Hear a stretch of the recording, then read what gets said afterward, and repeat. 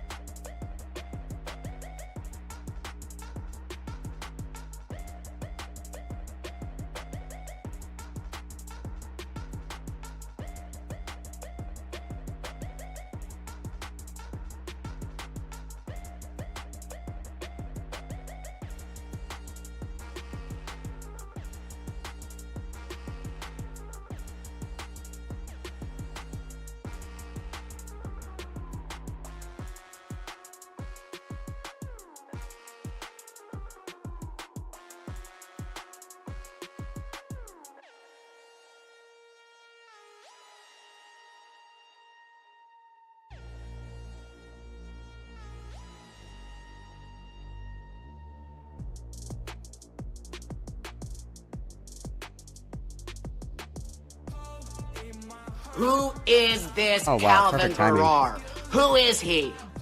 Thank you very much, Layla, for the membership. Everybody, witness, please. Thank you. Great time to come on to stream. Thank you, Layla Bug. Let's go. Let's go. Beautiful, beautiful. Happy hump day, guys. We made it. We made it. I should get a wine glass for my Mountain Dew, shouldn't I? I should go get a wine glass. That'd be so classy. All right, quick stream this evening. We're just doing one thing this evening, and that is the new Lexity video and Lexity updates, you guys. Yeehaw. That's what we're doing this evening. Very exciting, very cool, very cash money, okay? We've got Forest Fire Thunder. We've got Bloody Teeth. We have Graham, Zephyr, Fume Cage. I can read. Who is this Calvin Garrar? Who is he? Hit and fart. Witness. Thank you guys very much. Everybody witness, please. So kind, Mamacita. So generous, so loving, so endearing. We have Phaedra, Travis, Rat Bastard. We have Space Frog, SMJ, Kitten Fart, Max. We also have Rosie, Miss Jasmine. Hope you're well. Forest Fire Thunder. Whoa. We have Hella. We have Cosmic, Lola's, Cloudy Skies. We also have Rodent Moment, Intensive Porpoises, M Daily. We have before us as well, Foreskin Quilt, our base queen. We have Mystic Blue. We have Layla Bug. We have Toasty. Don't Smoke in Bed, Andy, and we also have with us Aurora. I think that's it for right now. I think that Circus as well. We have Circus as well. We have Meowing Mooncalf, and we also have Caramelized Onions, of course. Witness. NB Bear and Ronan. Yeehaw! Haven't seen you in a while, Ronan. And Girl and Ho is here as well. Pumpkin is also here. Rigby is also here. My Lexity Slop Queen and Lemon Balls. Wow, guys. It was tragic that I saw that this video was uploaded right before ending stream last night. Otherwise, this would have been so fun. You guys. But that's okay. That's okay, because that's what we're going to do right meow. Let me go ahead and pull this up. This video is an hour and 15 minutes. Hi, guys. It's Riley Elena's video. We love her, obviously. Let me just get this all queued up and ready to rock and roll, guys. Let's just get all of our ducks neatly in a row, shall we? All right. Oh, all right. And Rose Weaver is here too. And oat milk. Okay. Okay, guys. So before we go back to basics, you guys. There's a few things that I would like to call to everyone's attention. Number one, I need 4 more server boosts so I can get a custom URL. That's all. I'm just going to leave that out there. Just going to let that hang out in the ether, okay? Secondly, I have noticed whoa. Who is this Calvin Garrar? Who is he? Thank you, Michael, very much for the membership. Everybody, witness, please. Okay, sorry, I totally lost my train of thought there, you guys. I apologize deeply. So there's a couple of housekeeping things that we're gonna go over before we get crazy into this. Okay, couple of housekeeping things. The first thing is I've been pondering my orb often lately. I spend a lot of time pondering. You know, if I'm not on stream, I'm pondering like a wizard. So there's a few things that a few changes that I'm gonna do before I go on vacay. Okay. Because all of my slaves work for free, okay? So I want to make as light work as possible for all of my Discord slaves, all right? So the first thing that I'm going to be doing is there is a little channel, like a tab, in my Discord for quote-unquote support. And this is an ancient relic of the past, like way, way, way, way back in the day when I was doing more uwu small bean content. That was a relic of the past, okay? I started doing like commentary shit like a year and a half ago. The Poppy stuff is what kicked all that off. And there's been a pretty significant shift in the kind of demographic that inhabits my Discord server. So I'm going to be nuking that entire channel, that entire tab, like all the support that's in there. Just because like I don't want there to be some convoluted understanding that this Discord is like a quote unquote safe space or, you know, a quote unquote support network of any any metric because it's not. It's mostly for Gossip Girl time now, and so that is an ancient relic that will be discarded. So everything that is in that tab is just gonna go away because I feel that I may have there may be a little bit of confusion about the purpose of the space. It is not, a venting space, a safe space, anything like that. So that will be removed. For that. The second thing that I would like to bring attention to everybody, I'm sure that everyone has noticed and continues to notice. I would like to once again refocus here really quick. There are people in the Discord server and in the YouTube chat and everywhere else that are lurking, that are screenshotting, that are doing gay ops and all this other shit. It is a public Discord server. This is a public YouTube chat. So what you say, you need to say with your entire chest. Let's be mindful about some of the things that we're sharing, whether it be personal details, personal stories, personal information, sensitive information, anything like that. Let's be really, really, really mindful that, not everybody needs to know everything about you, and I would like to remind everyone gently that power leveling is gay. Okay, so it is actually completely fine to just give your opinion without saying, "Hi, this film student major here who has been raped 6 times," to preface your statement. That isn't necessary. We don't need to power level. We can choose to just have conversations and talk about stuff without sharing and oversharing personal details. It kills the vibe and it makes everybody uncomfortable. So let's just be mindful about that when we're posting. That we're not sharing shit that could probably be kept to ourselves. Being mindful again that this is not only a public YouTube chat, this is also a public Discord server. I feel like I remind people of that endlessly, but I still see day to day people sharing either embarrassing stories about themselves or grossly personal details that probably should be left to themselves. So those are the things that are gonna be changing here shortly.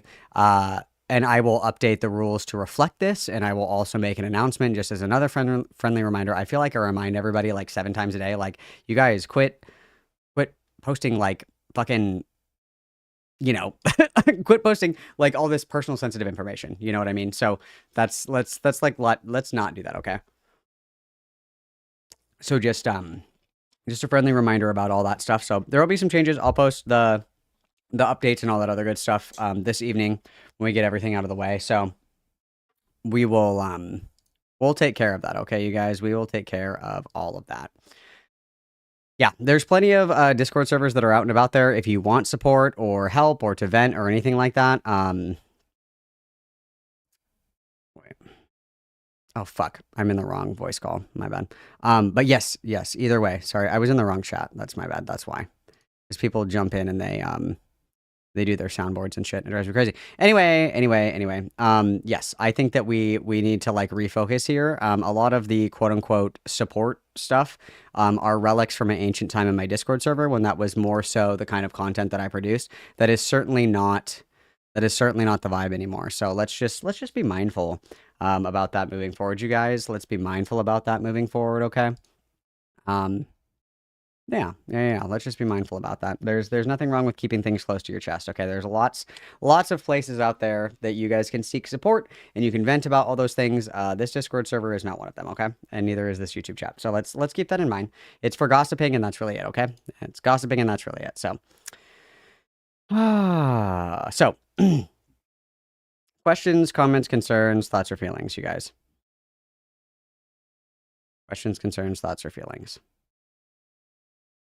Yeah, I mean, like, honest to God, like, just, I know that it can be kind of disillusioned sometimes when people are like, oh, I have rapport with a lot of these people in this Discord server. I feel like we're all pretty tight. You must remember, there are like more than 600 people in my Discord server. Not every single one of those people individually has good intentions, has the best intentions, or has positive sentiments about you, or has nice things to say.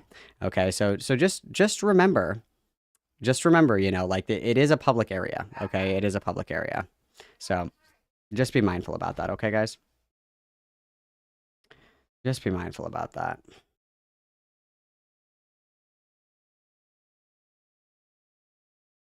If you were in a space mall store, what would you expect to see? Flying saucers. Flying saucers. The last thing that I'll say, the last thing that I'll say as well is, my Discord server has never been and will never be a refugee camp for people from other communities. If that's kind of what you're seeking, if that is what you're seeking, you're in the wrong place entirely. Hey, you're in the wrong place. And excuse me, one moment, please. Hey, get out of here. Yeah, get out. You too. Go. Hey, no, get off. Hang on. No, hang on, hang on.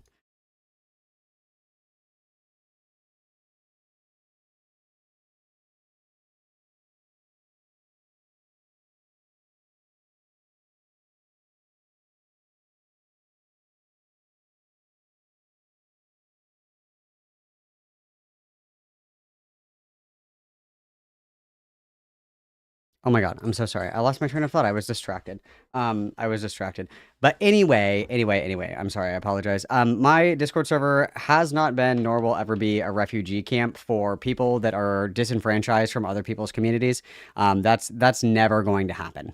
Okay, so if you are seeking some kind of refugee status, as somebody who has been victimized by a content creator that I don't like, I am not your refuge. I am not your safe harbor in a storm. My Discord server is not for your counsel, for your attempt to find another community that replaces the one that you had before.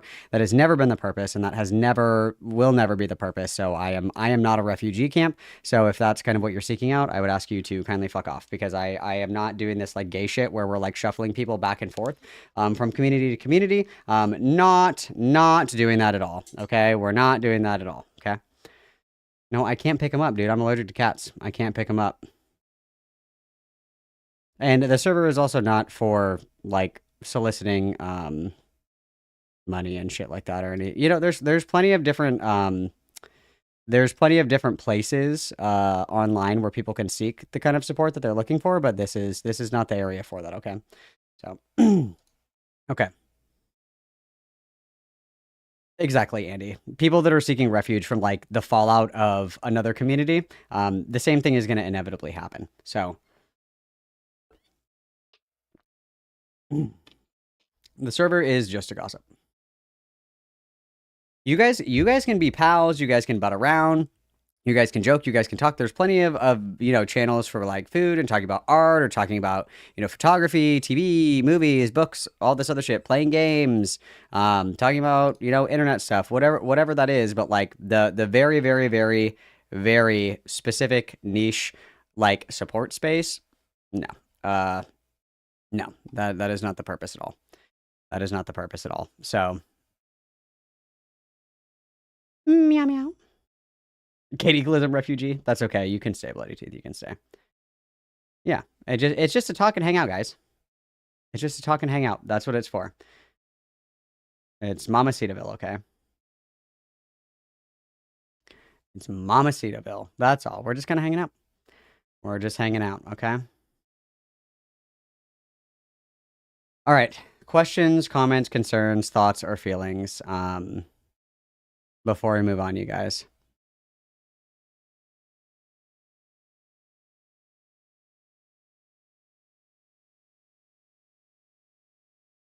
No, there is not a channel for canned cocktails.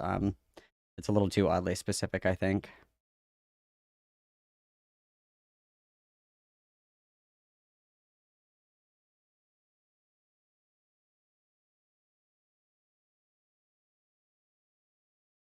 All right. Originally, I was a fan of Lexity, but she was unhinged. Yeah, we're just here to hang out, guys. It's not that serious. It's not that serious. We're all just here to hang out and have a good time, okay? We're here to chat. We're here to laugh. We're here to have fun. We're here to tee hee hee hee hee. But it's not anything deeper than that, okay? It's not anything deeper than that. And if you're seeking that kind of refuge, I would implore you to seek it elsewhere because it is known and it has been known since the very early days when we started, going over Poppy and Xena shit. There are people that keep very close eyes on those kinds of things, and those people also are the ones who are looking to procure information. and they will look in all corners of the internet to find that information, and that makes it, it makes it a little bit less of like an intimate or like safe space, so to speak. And so I just want everybody to be mindful of that. So like even when we think about like Lio Convoy and Psy, just think about that for a second. What is the first thing that Lio did? He archived Psy's entire Discord server.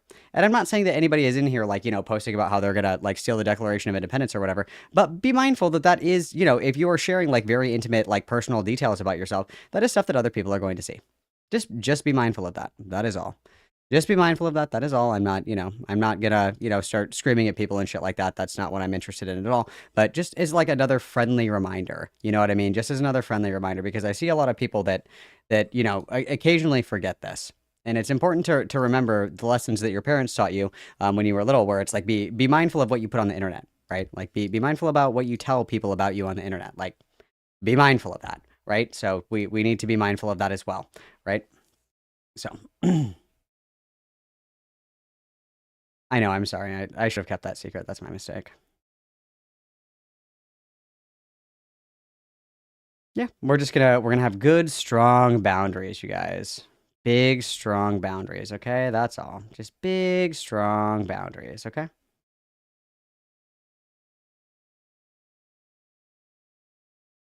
Okay. Last check-in for questions, comments, concerns, thoughts, or feelings.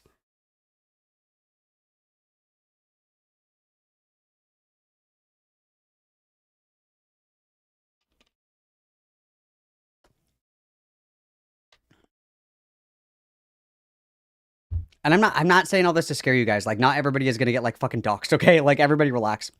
Like, there's not like people like coming out and like digging through to find everybody's fucking like address and phone number and shit like that. That's not happening. But like be mindful, you know what I mean? Like be mindful of the kinds of things that you guys are talking about online. Just be mindful about it in every space that you're in, okay? Just be mindful about it, all right? Like that's that's all I'm gonna say. And again, like nobody's like in danger. Like nobody freak the fuck out. We're not catastrophizing. Like we're not all about to be like nuked or whatever the fuck. That's not happening. I continually see people that are like, dude, it's like this is something that you could like keep to yourself. You know what I mean? Like just be mindful. Be mindful. Nobody's coming to get you guys. Nobody's coming to get you. You're safe. It's okay. But just be mindful. It is public. It is public. Okay, so it's not a closed Discord group chat with like 10 of your friends. Okay, this is like a Discord server, and this is a public YouTube chat. So just be mindful. Okay, be mindful. That's all. That's all I'm gonna say. Okay.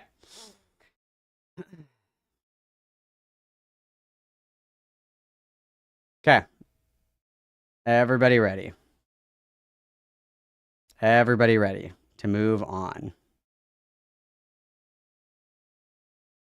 It's true. Just no one have anxiety anymore. Great.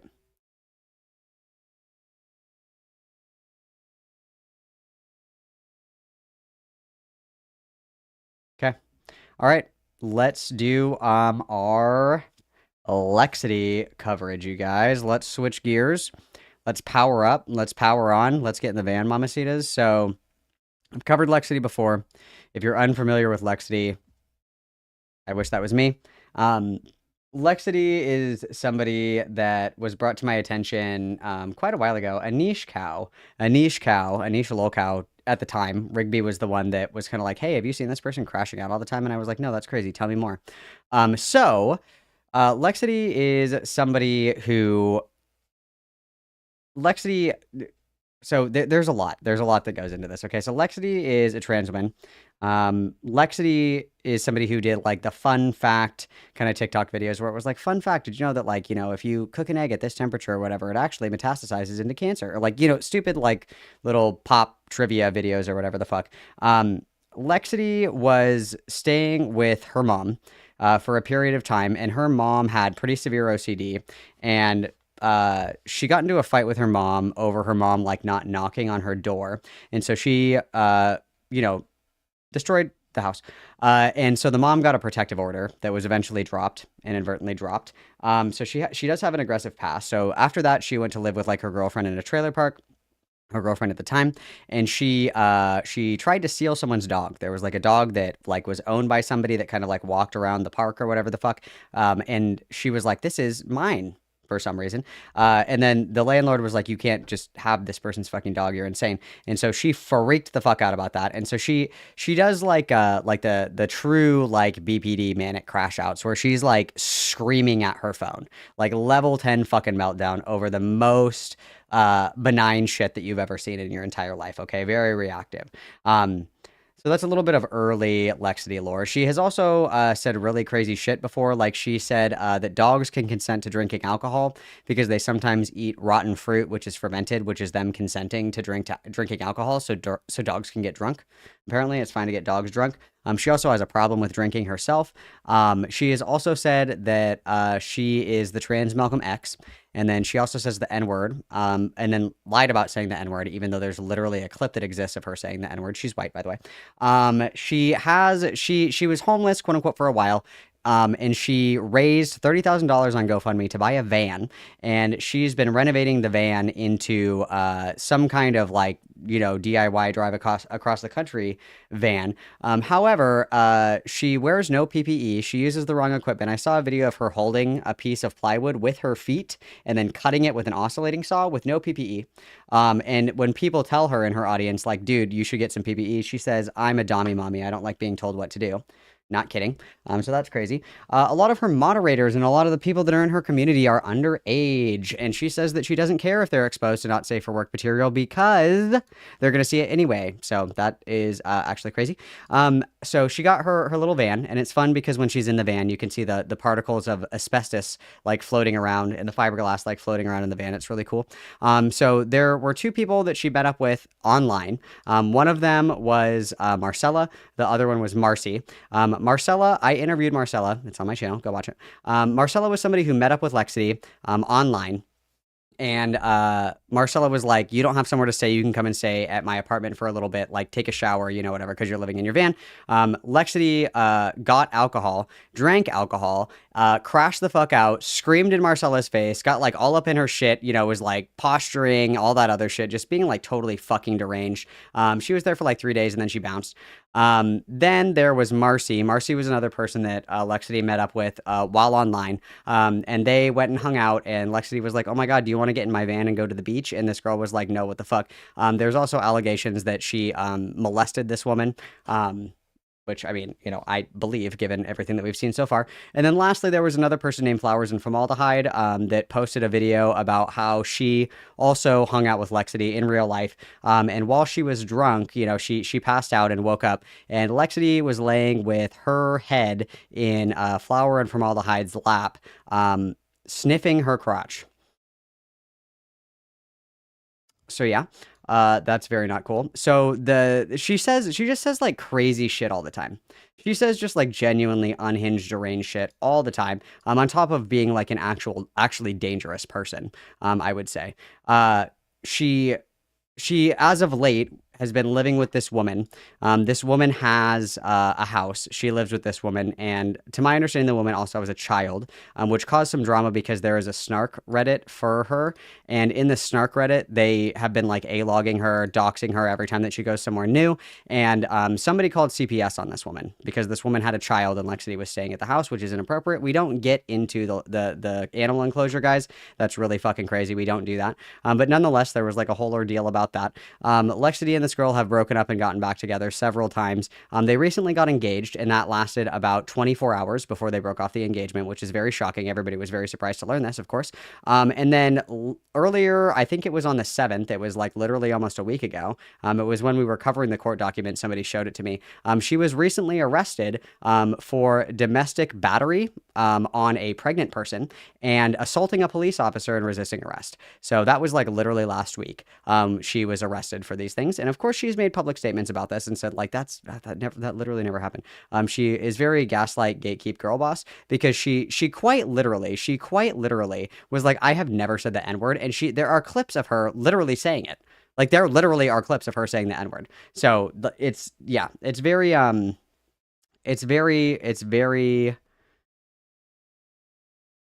Very not good. Very not good. All of it is just a big emotional crash out. Of course, I don't have the ability to go over and retread every single thing that we've covered. If you want more lore, I have covered it before. I have several videos on Lexity. You're welcome to go and go and see. As of right now, I do not know who the pregnant person was. I think it is. I think it's the girlfriend that she's staying with right now. I think, but I'm not sure. What were some of the other things that she does? Oh, she tattoos herself on live stream. Like she has like a tattoo gun and she just does like swirls and shit. She pierces her fucking face on live stream without any kind of safety equipment. Like she's gonna get like an infection. She's gonna have to get a limb amputated. Like something is gonna happen to her, unfortunately. And then what else we got? What else we got? Oh, there was a video of her at a onesie sitting on the ground. She adopted a dog. She adopted a Bernedoodle, by the way. Terrible, terrible, absolutely terrible. Anybody that's talking about dogs' capacity to consent, I don't think they should own dogs if that's like a regular topic of discussion. She adopted a dog and she lets the dog quote lick her dry when she gets out of the shower. Infer from that what you will. And the dog is like it lives in the van. The dog like lives in the and is a Bernedoodle. Bernedoodles are very active dogs, and it lives in the fucking van with her. It's like that dog probably wants to kill itself. I'm not even gonna lie to you right now. That's fucking insane. Why would you get a dog that's very active, a dog breed that's very active, and then like make it live in a van? Like get like a wiener dog or something. They don't need a lot of exercise. She also beatboxes. I'll play that later. I'm getting to it. I'm getting to it. And then the other thing that she said as well is like she thinks that she knows everything, and then when people correct her, she crashes the fuck out. So she said that you cannot get genital herpes from oral herpes, and it's like you literally can. HSV1 and HSV2 are transmissible, right? Like if you have a cold sore and you engage in oral sex, you can give someone genital herpes. Yes, you can. And she was like, source? And it's like, what do you mean? What do you mean, bro? What do you mean, bro? Crazy work. What is up, Jaden? I hope that you're well, dude. I hope that you're well. So yeah, she lots of crazy shit. She's also a professional beatboxer. Allow me to sample some of these sounds for you. Slay. Oh my god. Slay. That it's really good. She's really good. Okay, so that is the TLDR quick synopsis of Lexity. If you are thirsting for more Lexity content, like I said, I have plenty of videos going over it. Riley Elena, whose video we are going to be viewing this afternoon, also does Lexity content as well. So if you don't want to watch it from me, you can watch it from her. She does a very good job. She's a little bit more chill than I am. So I really, it's a nice change in tone if you guys want that. So let's go ahead and begin, Mamacitas. Let's begin. How are you doing today? I hope you're all doing very well. I am wearing this Evanescence t-shirt with Amy Lee's beautiful face on it. I got this shirt forever ago, and I cut the sleeves so that it's got my, little signature off-the-shoulder thing going on, because I do be loving my off-the-shoulder tops. I actually went out last night. I went dancing with some friends. It was very fun. It was so much fun. But I'm so exhausted. Oh my god, I'm so tired. I woke up at like 1 today, which is, I don't know how other people feel about this, but like I really don't like waking up super late in the day. It makes me feel very unproductive, and especially now that I work from home, it makes me feel even worse because like, I wake up at like noon, and I think about how like everyone else I know has probably been working for like 4 or 5 hours already, like normal people, and I just roll out of bed. But whatever, I need to get my sleep schedule fixed up. But yeah, that's what's new. So, it's been a little while since we checked in on our dear friend Anastasia, or Lexity, or as most of you probably know her as Anya Thena. So, those of you that have discovered me through my more recent videos, which, hi, how are you? About 3 months ago now, Okay. I did a 2-part video series on this person, Anya Thena, or Lexity. In the first video, I was very in depth. Very in depth. Very in depth. She does a really good job. Would recommend her videos very much so. We just delved into Anastasia, as a person, how she came to be as a creator, what kind of creator she is, the lore, pretty much, just about that. And in part 2 of that video series, I went really in depth in discussing some of the allegations surrounding Anastasia. In particular, 3 people came forward with allegations, everything from verbal abuse to literally SA. And since then, a lot has transpired. I've been getting a ton of different like DMs and comments on my videos asking me to do an update on Lexity, since, it seems that she just continues to descend into her world of, madness and atrociously awful hot takes, yet somehow still continues to grow her platform, which I'll admit absolutely baffles me. And so after I uploaded my Peach Aura video, I think on, July 3rd? Yes, I think I uploaded it July 3rd. I had started working on an updated video on Lexity. And while I was working on this video, a very disturbing revelation came to light. Because on July 8th, Anastasia was arrested. Yeah. And if you want to know what she was arrested for, you're gonna have to watch this video. So those of you that have not watched part 1 and 2 of my Lexity series, I strongly urge you to go and watch those videos before you watch this one. And look, I understand if you don't want to have to watch 2 other hour-long videos before watching this video. I get that. I mean, I don't fully get that because I am the kind of person that likes to go down rabbit holes, but I understand why everyone doesn't. Part 2 of that video series is especially important. I worked with all 3 of the victims to ensure that their stories were told as accurately and sensitively as possible, and those allegations are going to be relevant again in this video, as well as references to some of Anastasia's previous controversies we covered in part 1 of that series. I will only be briefly touching on these things as they become relevant throughout this video. I will not be going super in depth, and some of that missing context may make this difficult to follow. So while I do understand not wanting to do all of that, that's fine. Just understand that this video, certain parts of this video may be a little confusing if you're not already aware of everything surrounding this individual. And FYI, trigger warnings, there will be brief mentions of SA, coercion, misogyny, racism, transphobia, and alcohol use, so do keep that in mind. And with all that said, let's see what Anastasia has been up to. So, brief introduction. Let's see what she's up to. Anastasia, Lexity, Anya Thina, etc. is a 26-year-old transgender woman and influencer with over 300,000 followers on Instagram and over 150,000. I will maintain that I think that she's botting. I will maintain that because her like inner like engagement, like her engagement, it does not match her subscriptions.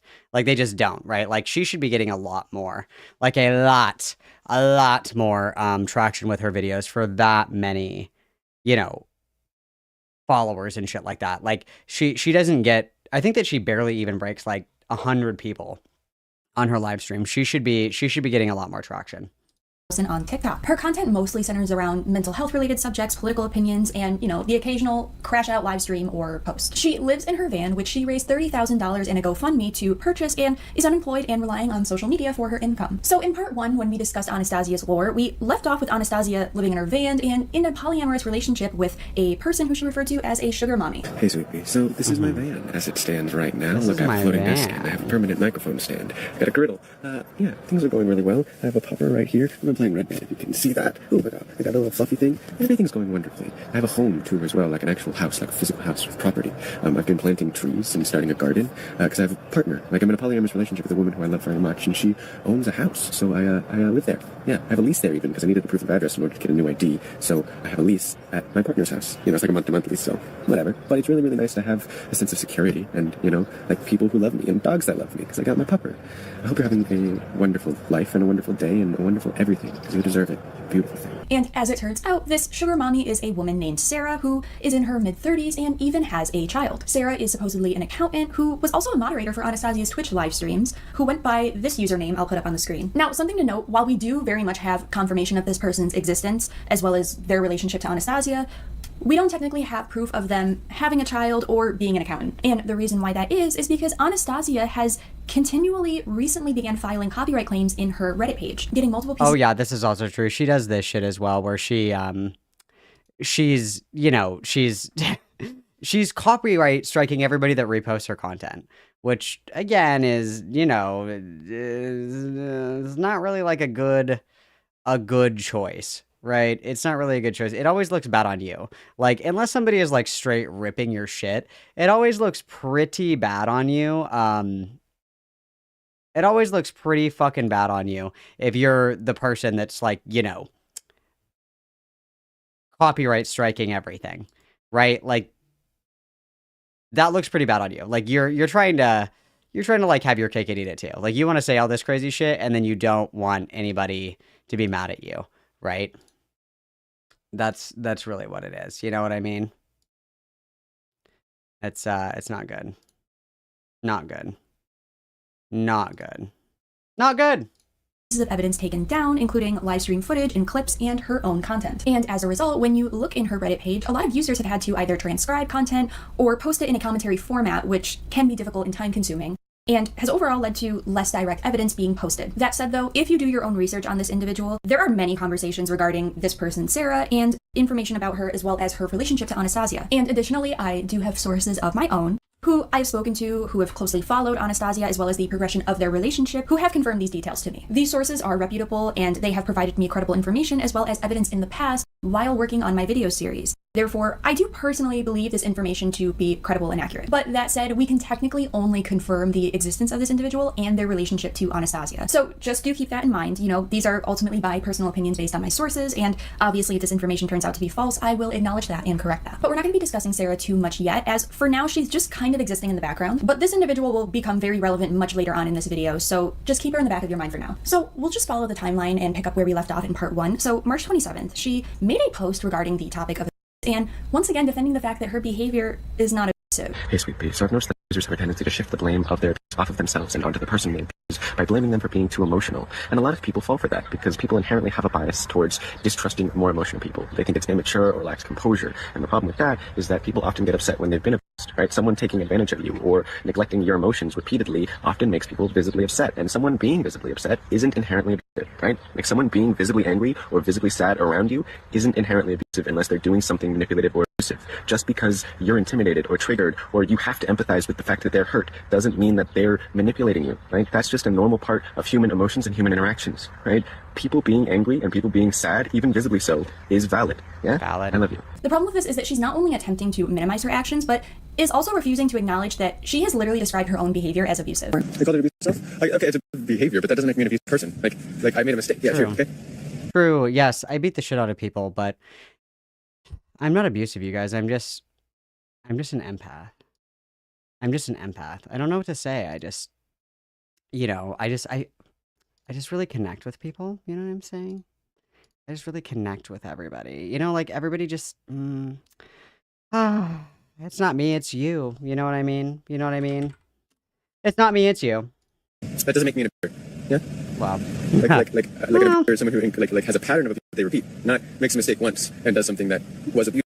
Like there's a difference. She says that someone being upset or visibly upset isn't inherently abusive, which no, it isn't, but how you choose to express that is and has been abusive. And the situation she is likely referencing here is actually the first person who came forward with allegations against Anastasia, named Marcella. Marcella had been following Anastasia online and came across a viral video of Anastasia in a state of desperation and asking for a hug. Hey, sweet pea, so sometimes when people ask you to hang out, it's because they need someone. This is my favorite ever.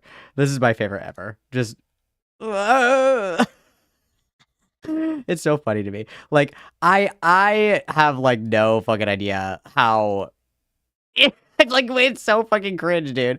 It's so fucking cringe. I don't understand like why people cry on the internet like this. I have no idea. Like this is what you do when you're like 16 and you're like crying on Snapchat and you're like don't want to talk about it. Like it's I don't understand it. I don't get it, you guys.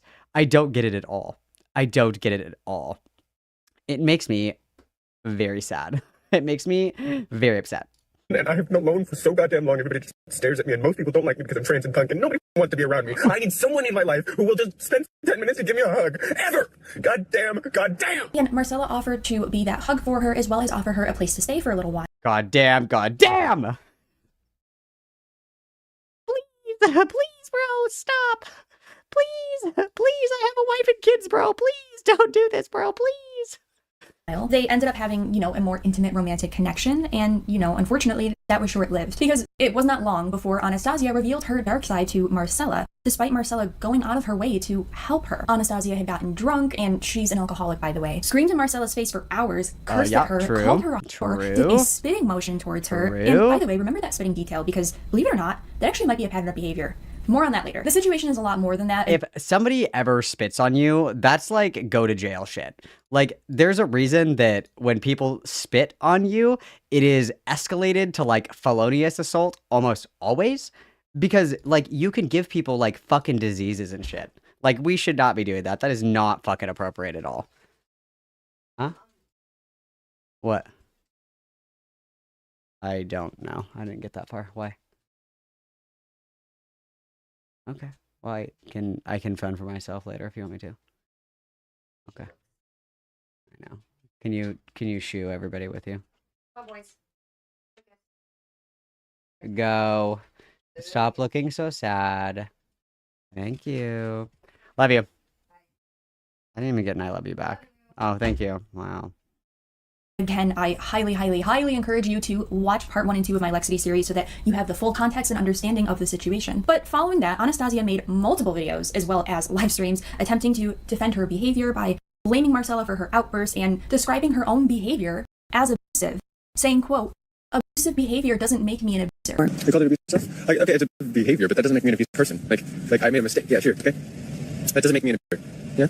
I hate to burst your bubble, Anastasia, but, abusive behavior actually does, in fact, make you an abuser, especially when it's a consistent pattern of behavior, which it is. You can be sad, you can be angry, but you can't scream at someone for hours while they're curled up in a fetal position on the floor, begging you to stop screaming at them. You can't call them a whore. You can't spit on them. That is a... She is a Moving whore. on, we have I a mean, March wow. 29th post regarding her pronouns. Hey, sweetie. So asking people's pronouns in a space where it is very publicly displayed is actually kind of rude, and at a certain point becomes oppression of its own. Like, it's not up to me to drop everything I'm doing and explain to you what my pronouns are because you're too lazy to go check my profile. It's very publicly displayed, and if you want to know what my pronouns are, you can go put in a minuscule amount of effort and stop interrupting me while I'm live streaming. Because people often do interrupt me to ask me what my pronouns are, and then they won't even use my pronouns to refer to me, which tells me that they're either just trying to otherize me on purpose, or more likely, it's just the thing they've been told they're supposed to do when they see a visibly queer person, which just ends up otherizing me when you're not actually having a conversation with me. You're just going through the motions of what you've been told a conversation with a queer person looks like. And again, it's not up to me to drop everything I'm doing so I can explain my very publicly displayed pronouns. You would be annoyed if you were wearing a name tag and somebody kept asking what your name was anyways. It's rude to ask people on social media what their pronouns are when their pronouns are very publicly displayed. Love you. Okay, so I Love can you. definitely imagine that being asked Love your pronouns you. constantly can, become pretty frustrating and exhausting, having to repeat yourself. I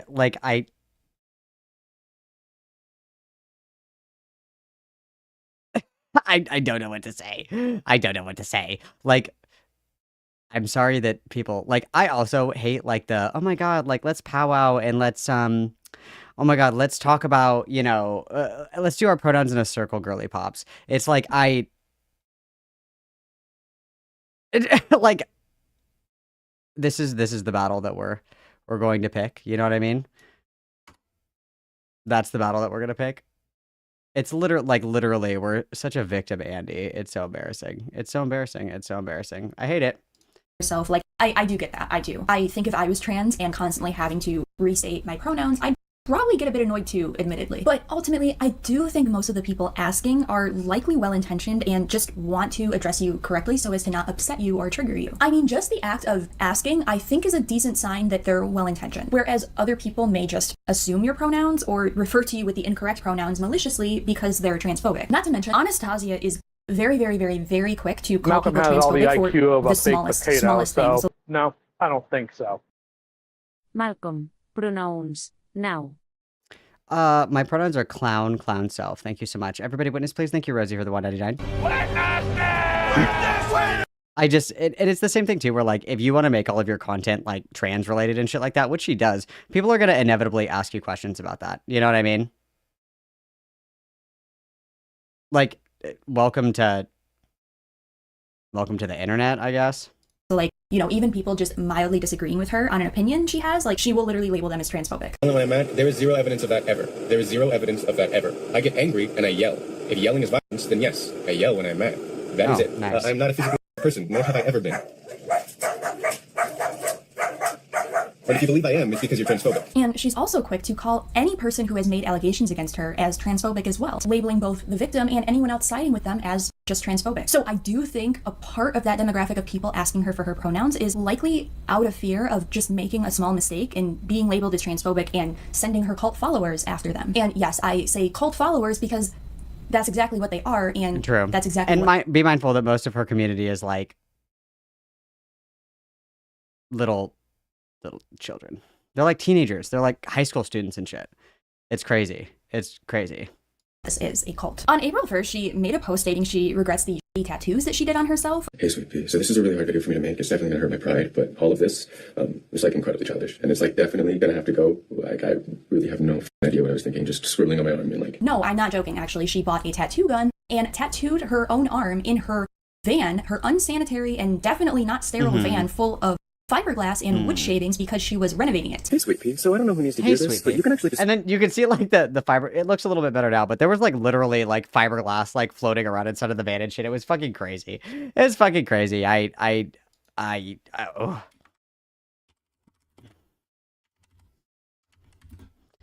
Oh.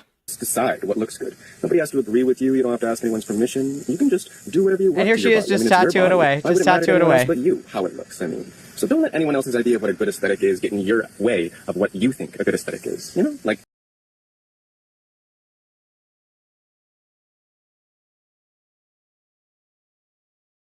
Hey, what are you doing right now?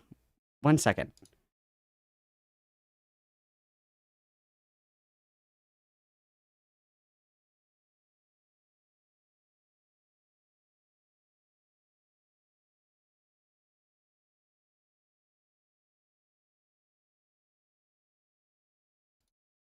Ah, women. Sorry. Just go ahead and scribble on yourself if what you want to scribble. That's what I do, at least. Just scribble on yourself, guys, permanently. And for a split second, I thought we were finally getting some self-awareness and personal growth. But turns out it was an April Fool's joke, so, you know, yeah, that was disappointing. But she posted another reel on the same day, unfortunately this one not being an April Fool's joke, and also drawing a bit of criticism. Basically, she was defending the fact that homeless people or unhoused people should be allowed to have pets, specifically dogs. Hey, sweet pea. So unhoused people definitely deserve to have dogs if they want dogs. Like, not only are dogs faithful companions that will be with you through thick and thin, support you emotionally, and protect your things when you're asleep or just not there, which is exactly the kind of thing a homeless person would need. On top of that, there's not really a reason that a homeless person couldn't give a dog as happy and healthy of a life as any other person. Also, crazy idea. If you can't feed yourself, you can't feed an animal. I don't think that's appropriate. If it's freezing outside, if you live in New York City and it's like 10 degrees outside and it's snowing and you have an animal, like you have a small animal that's not like an Arctic animal, that's probably not good. Yeah, I think that if you can't care for yourself, you should certainly not have an animal. I don't think that's a crazy take. Maybe it is.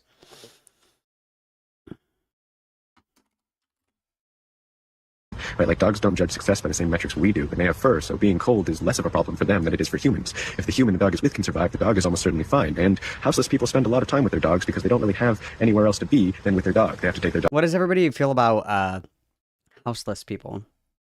Houseless individuals. I hate that word. It makes like snooty white liberals feel better about themselves. Like a houseless individual. Like they're homeless. You can say it. It's okay. Like that's all right. It's kind of like when people are like bigger individuals. It's like some people you can just say fat. Like it's okay. Like it's just like language fluffing. It's so stupid. It's so stupid. No, it's like Like, shut up, dude. Like, you should not have a dog if you can't care for yourself.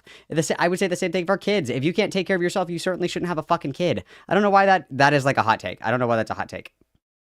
I have no idea why that's a hot take. That's like a pretty milquetoast take, I think. Dog with them everywhere, because where else are they going to leave their dog? And that's a dog's dream, getting to spend all of their time with their person. And on top of that, if we're not giving unhoused people dogs, they're just going to stay in shelters, which is not a better place for the dogs to be. And houseless people definitely deserve the emotional support that comes with having a pet.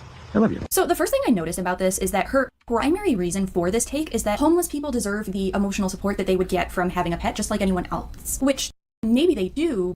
But, you know, the emotional support should not be prioritized over the health and well-being of the dog, right? And comments on this post were pointing out that the main issue with this is that a lot of homeless people are unable to afford the necessary expenses for, you know, having a pet, including food, shelter, immunizations, etc. And look, if you cannot afford to adequately care for a pet, you shouldn't have a pet. Just like if you cannot afford to adequately care for a child, you shouldn't have a child. And FYI, that doesn't— Bitch, I just said that. Oh my god, I did not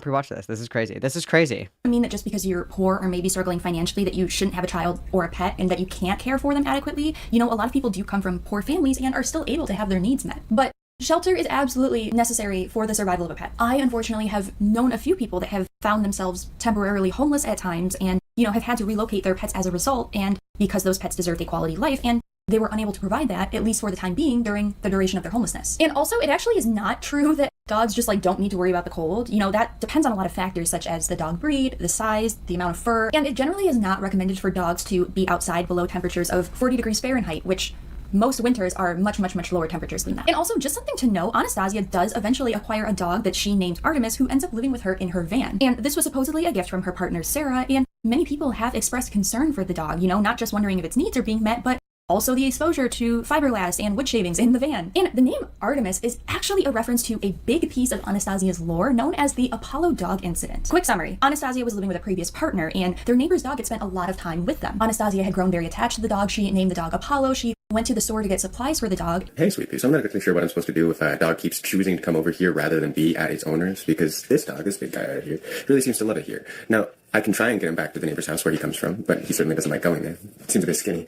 Although he responds better to praise than food, which is, well, I don't know. Makes me like him, but is worrisome. If the owners come over here and try and take him back, well, he doesn't want to go with them. He seems to really dislike them, which I don't like. And I'm not trying to steal anyone's dog, nor am I trying to start problems with my neighbors. But I love this little guy, and I would not like to see him hurt, and he seems lucky. She claimed she was told that she could keep the dog, but turns out that wasn't really true. And the dog ended up being rehomed to another family or place that could provide for the dog. And Anastasia had multiple meltdowns as a result of this because she couldn't keep her neighbor's dog. Hey, sweet pea. So yes, I'm back this video is legendary, dude.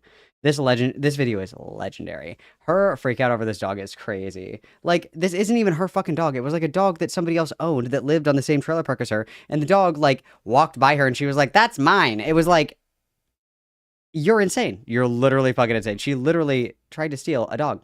The place I used to live, and someone here is trying to gaslight me into thinking that the problem with why I lost the dog was that I didn't make it clear enough that I wanted Apollo in my life. But I got kicked out of my home because I made such a big fuss about wanting my goddamn dog back because they stole my dog from me, because they promised me I could have a dog because this dog kept following me around and asking for love. And you know what, honestly, I don't know why. Maybe it's some sort of intimidating energy I have, which I can understand, but I have to initiate all the relationships in my life. You know, that's fine, that's fucking fine. But this dog for once actually wanted me. It was lovely to feel wanted for once. It was amazing. They stole that from me. I went to the store after they said that this dog was going to be rehomed and got my hopes up, fucking picked out a name to get for the dog, supplies, you know? Came back, dog was nowhere to be seen. They wouldn't let me have the dog back, you know? I spent all night fighting with my partner because they wouldn't let me be mad at the landlord even. They wouldn't even let me be mad about not being allowed to have my dog, right? So, like, I spent all night fucking working with that, and eventually I stopped fighting with that and went to sleep, and I woke up and I was really mad about not having my goddamn dog! You know? Goddamn! That's why I got freaked out, because I screamed like this about wanting my dog back! You know what? And I'm not sorry. I want my goddamn dog. And Artemis is actually the twin sister to Apollo in Greek Like, mythology. is this bitch not just like so fucking scary, dude? Like, tell me that you're not terrified right now. Like, I'm shaking in my britches right now. Like, I am so scared. Like, I am terrified of this person. Like, it is so frightening to me that this is like a real human being that is like walking around outside. That's so crazy to me.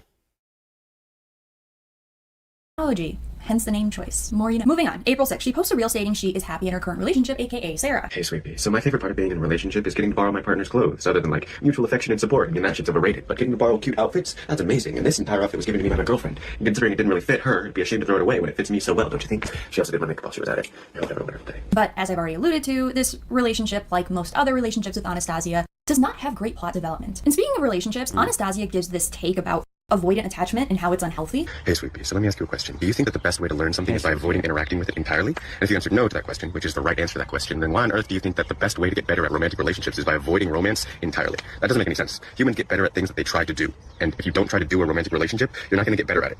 Just because you can do friendships doesn't mean you can do a romantic relationship. There are different kinds of attachment. And being good at one doesn't mean you're necessarily good at the other, right? Like, yeah, you need friends in order to have a healthy romantic relationship. But you also probably need a romantic relationship in order to have healthy friendships, unless you're arrow ace. Like, humans inherently form romantic connections with the people around them, and if you're just in denial of that, that doesn't actually change whether or not you form those connections. It just means you're unable to work with the connections that you have formed and unable to engage with them healthily. Like, avoiding attachment isn't healthy. It's not the answer, right? Just trying not to engage in relationships isn't how you heal yourself. I promise you. So FYI, I don't know if I mentioned this yet, but Anastasia has BPD, or borderline personality disorder. I went over that pretty extensively in my first two videos. It's a very, very, very large aspect of who Anastasia is, not only as a person, but also as a creator. I have BPD myself. I am quite familiar with it, and something about a lot of people with BPD, they have a very, very, very strong fear of abandonment. And Anastasia herself has also stated that she has a strong fear of abandonment, hence why she's very quick to lash out in her relationships. And at one point, she even described someone pushing her away as crossing a boundary, which, that's not... My boundary is that you have to give me money or I'm literally going to redacted you. My boundary is you pay me. That's my boundary. And if you are brave, if you break that boundary, you're an abusive asshole. I'm just going to say it. I'm just going to say everybody else is too scared to live their truth, but I'm not. I'm not afraid to live my truth, guys. That's not a boundary. That's not a boundary. So I'm very much not surprised that she feels so strongly about avoidant attachment. Something else I want to mention, though, she is absolutely wrong about saying you need a romantic relationship in order to have healthy platonic relationships unless you're arrow ace. That is objectively not true. And, you know, as someone who has chosen to avoid relationships altogether for like little over 2.5 years now, I have many healthy platonic friendships and relationships in my life that are very much fulfilling and meaningful. And I think this mindset of hers is very much rooted in her strong fear of abandonment as a result of her BPD. Also, and look, Malcolm has all the this may be IQ kind of a baked potato, so no, I don't think so. Kay King. Oh my goodness. My boundary. I feel so seen. Thank you so much, Rose Weaver. Everybody witness, please. Beautiful. That's so amazing. Thank you. Unfavorable take. But I don't necessarily think it's entirely bad if someone has an avoidant attachment style. I think it's dependent on certain factors, right? As a parent, for instance, an avoidant attachment style would negatively impact the emotional development of their child as they reject closeness and intimacy, and therefore that child will be unfulfilled in many ways. But I mean, if we are just talking about individuals who happen to have an avoidant attachment, Malcolm has all the IQ of a baked potato, so no, I don't think so. I'm gonna violate your boundary by not paying you. Bite. Oh my goodness. Witness. Thank you, Sai, for enabling me and my bad choices. Everybody witness, please. My boundary is just like you always have to agree with me and I'm always right. That's my boundary. That's my boundary. Do you like that? I like that. Style, I don't think intimacy is a requirement for healthy relationships. Then again, I am heavily biased as someone with an avoidant attachment style, hence why I don't really seek out relationships, so I'm honestly probably very wrong for that take. I'm honestly probably wrong about that. Tell me what your guys' thoughts are on that in the comments. I would love to hear your input. So then we get a bit of a life update from Anastasia. Okay, so I thought I'd give everyone an update on what's going on in my life. I live in Tulsa, Oklahoma with my partner, who I've been dating for 2 months. I'm parked outside of our home right now, her house, where I have drawers and I'm welcome anytime I would like to be. However, I spend a lot more time in my van because this is my home. I'm comfortable here. I have all my things here, and I spend a lot of time with my dog in my van because I want her to be comfortable here, so that no matter where we Malcolm go, has when I all start the traveling again IQ of after a she baked potato, so Oh no, no, I my don't boundaries, think so. bro. My boundaries, bro. Boundary. Oh my god, everybody witness, please. And you also made Arlette cuss. This is very brave. This is very brave of Arlette. I love that for her. Yeah, I think often. It was literally like yesterday, but you know, I think about it all the time now. It's like my new it's my new mantra in life. It's my new hyperfixation, okay?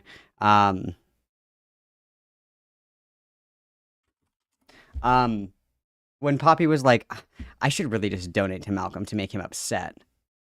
Don't, guys, don't. Do not give me money. That's so, dude, I would be owned so fucking hard if people like donated money to me. Oh my god, dude, that would be so crazy. Like, don't do that. That would make me really upset. I would be so fucking owned. I would be owned if like Poppy donated to me. I'd be just fucking owned. Get all of her shots. She has a place to feel comfortable and safe and at home, even if we're very far away from my house.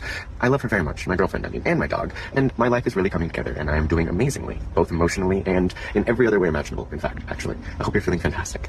Everything's looking up, except for, like, the government. Just terrifying, but we'll deal with that. So we find out Anastasia is now in Oklahoma. She's still living out of her van and also parked outside of her partner's home that she has access to. So, you know, that's good, I guess. FYI, though, one of my sources did tell me that Anastasia is supposedly not allowed in the home during the day while her partner is at work, which is interesting. Everyone's entitled to their privacy. I mean, it is her partner's home, right? Don't get me wrong. But I feel like your partner is the one person you should be able to trust in your home when you're not there. So if that boundary is actually true, I do wonder why. I will say Anastasia has been known to break things when she is angry, including a lamp that she broke when she was at Marcella's home. She also punched holes in the wall of her mother's home, which her mother ended up. A bad day to be drywall.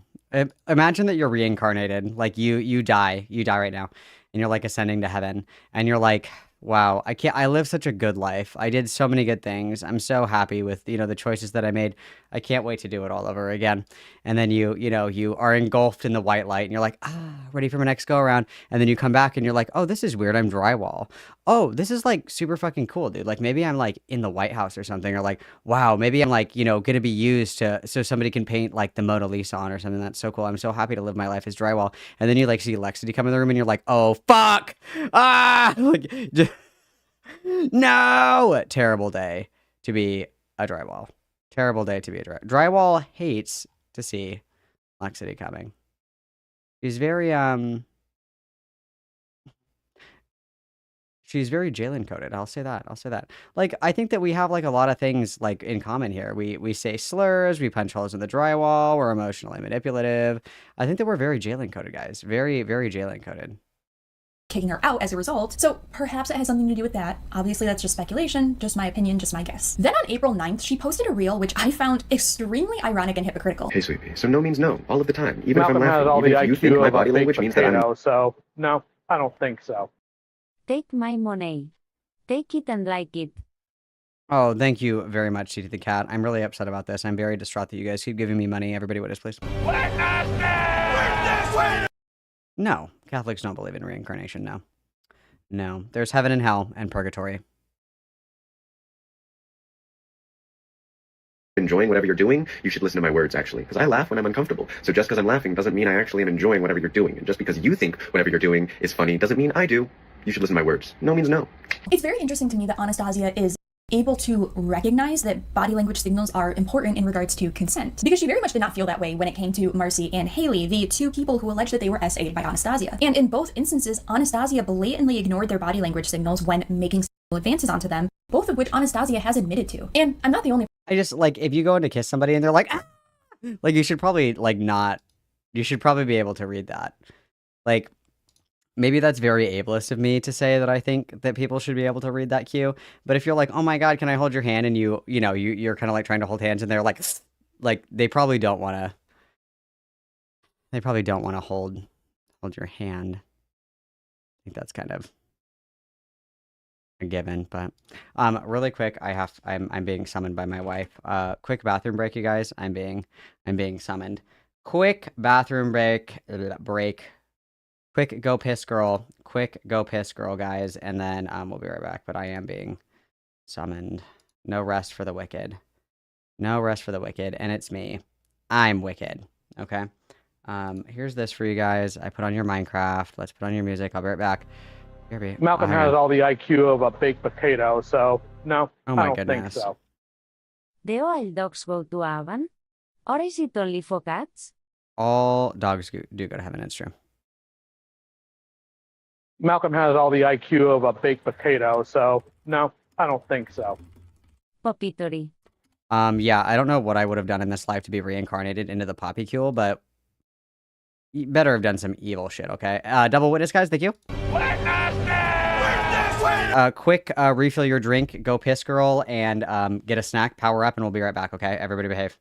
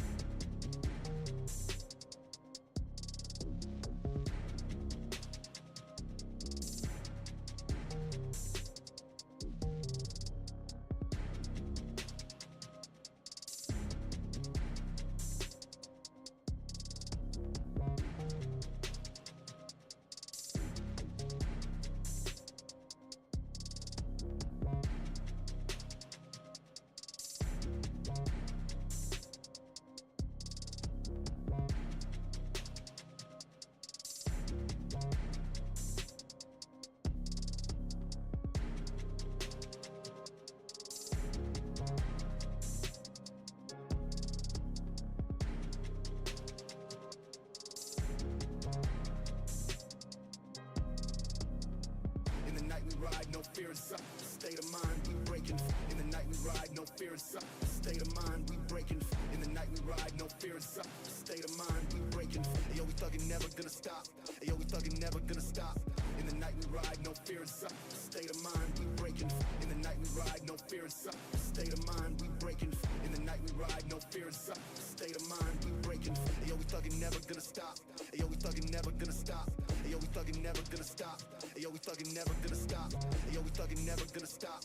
Yo, we thuggin', never gonna stop.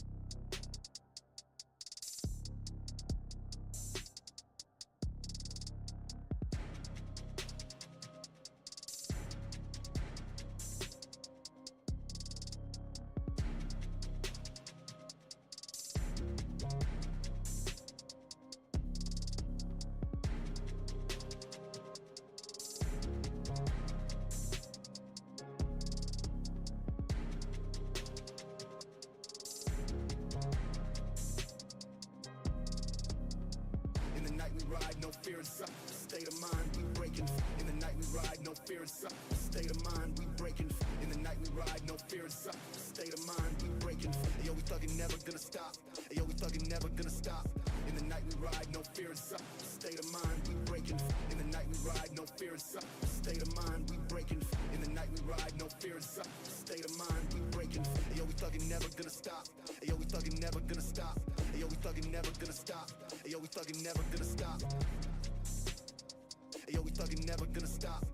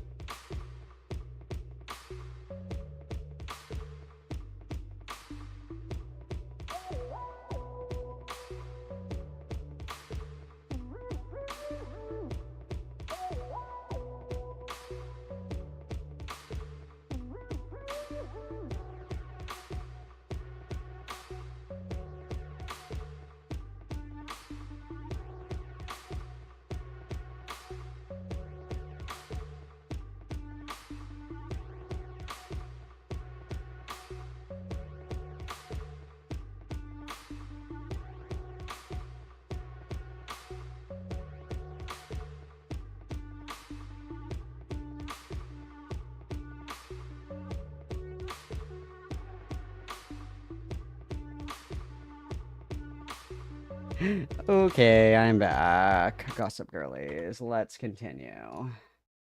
Let's continue. Sorry about that.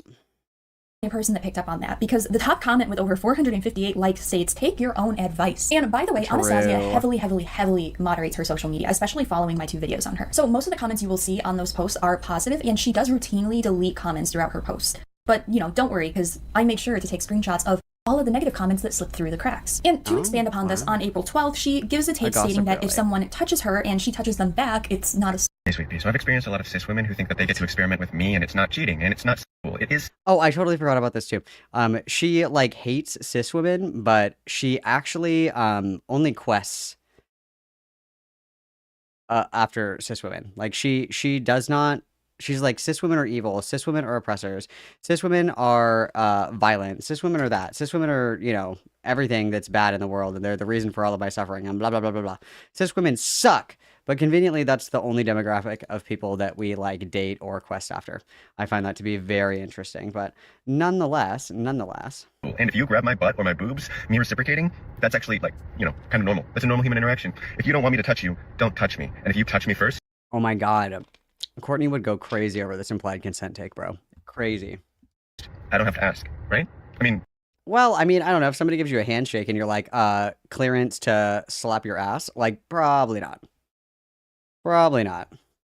Do I? Because, like, you didn't ask. And here she's making a specific reference to Marcy, again, one of the 3 individuals who came forward with allegations against Anastasia. And in this instance, Anastasia had groped Marcy without asking them for their consent. After Anastasia was confronted, she tried to claim that Marcy touched her first, which I do not...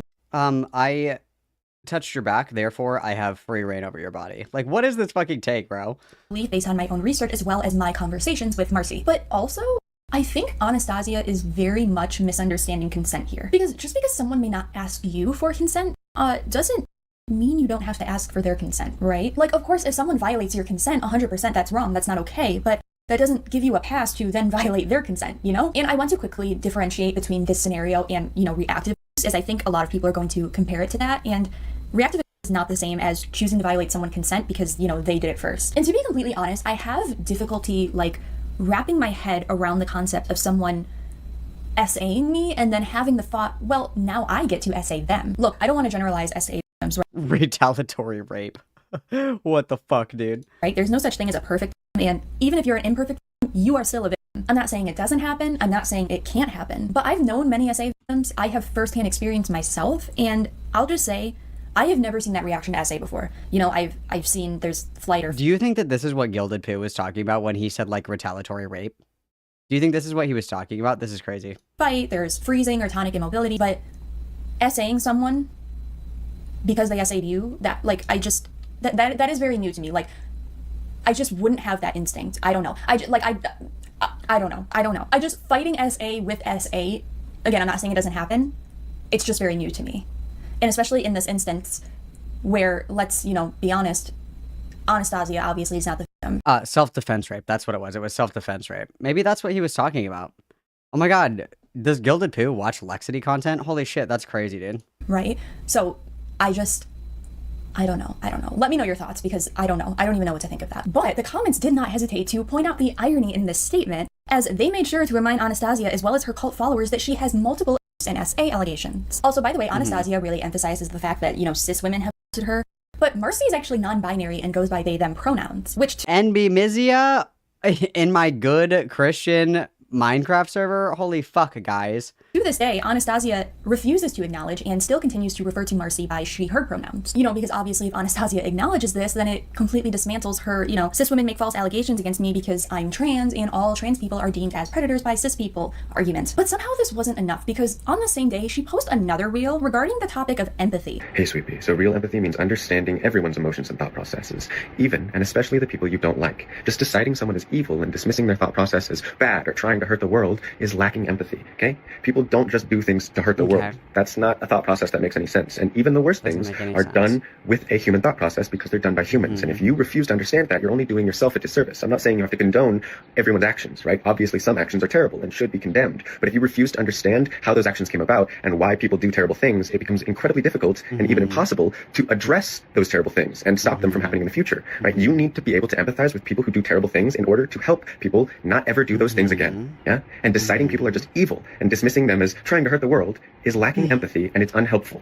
I love you so much. And these comments made damn sure to remind Anastasia of her extreme lack of empathy towards others, with one comment stating, "Shocking that you think you can speak on what empathy is after your exes had described what you've done to them. Screaming at someone so loud her ears rang while she pleaded you to stop shows a remarkable lack of empathy." Very well said. April 13th, she states she had to get a new phone because someone apparently doxed her. Hey, sweet pea. So check out this bracelet I made for my dog's first collar. She outgrew it, so I cut it a little bit shorter and then I added the studs. It's adorable. Plus, it's a nice little keepsake to remember her puppyhood, don't you think? I had to get a new phone number recently because somebody gave away my old phone number on the internet. And when you have a platform like I do, it's not exactly wonderful to get doxed, you know? So try not to sweat the small stuff, even the stuff that's not so small, like harassment, but whatever. FYI, regardless of how bad of an individual someone is, that is not an excuse to dox someone. Doxing is never okay and absolutely illegal. And, things like this unfortunately give people like Lexity more ammunition against her critics and therefore makes it easier to discredit them. So if we could not stoop to illegal means and instead hold her accountable by reasonable means, such as things like this video, that would be spectacular. On April 14th, she turned 26. Top comment makes sure to remind her that everyone is finding out about her essay and allegations. And by the way, there's a reason why I'm making it a point to mention all of these comments on her post. I read something in Anastasia's Reddit page recently where a person was expressing their frustration over the fact that Anastasia's platform has continued to grow, and she's been completely immune to cancellation regardless of her actions. And I very much understand where they're— I don't think she's immune from cancellation or whatever the fuck. I truthfully think that she's botting all of her engagement. And she's doing that thing where she, curates her comment section, like, very particularly, where she'll, like, filter out. It's like the same way where it's like, I guess you could make the argument that Lily Orchard is quote-unquote uncancelable, right? But it's mostly, if not all, because, like, it's because she curates her community, like, so intentionally, where she deletes all the negative comments and she only keeps positive comments and blah, blah, blah, right? Like, they're coming from, because they aren't wrong. Anya's platform has only continued to grow since my 2 videos, but that doesn't mean that people aren't aware. Anastasia is working overtime to moderate her social media so that none of this information gets further exposure. But that's what I just said. Many comments have and still continue to slip through the cracks, getting anywhere from hundreds to even thousands of likes each. So my point is, don't be discouraged.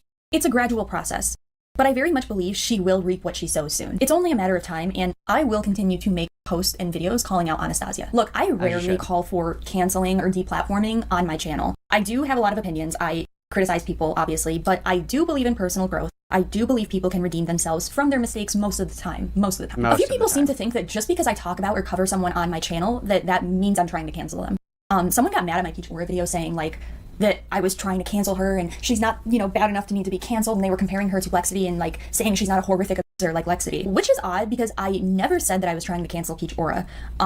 Honestly, that's not really my call, as most of her more egregious actions don't affect me, as I'm not part of the group of people that those actions were targeting. But Anastasia is the one person who I have explicitly stated needs to be deplatformed, needs to be canceled. She has and continues to weaponize her platform, spreading extremely harmful and dangerous narratives about abuse and abuse victims, not to mention— Yeah, like, part of it, so, like, I think that deplatforming is kind of a double-edged sword for multiple different reasons. I think that, like, generally speaking, deplatforming is usually bad, only because people are usually acting worse in private than they are in public, right? So, like, for example, if you quote-unquote cancel someone— hang on one second.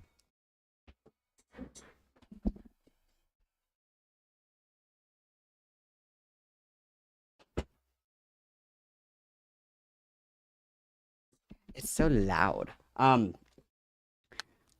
Sorry, as I was saying, I think that it's like, it's like a double-edged sword because people behave better in public than they do in private, generally speaking. So if you have somebody who's being, like, absolutely fucking batshit insane in public, that's actually kind of a good thing because then it's out in the open. People can see it.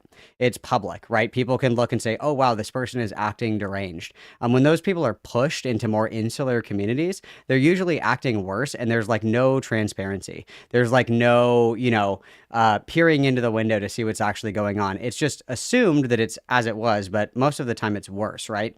But also within the same vein, I think that it's important that, like, people lose access to the communities that they target. So Onision, for example, is one of the people that I think absolutely need to be deplatformed because Onision, solicited all of the people that he, like, essentially groomed into, like, his harem of women on the internet.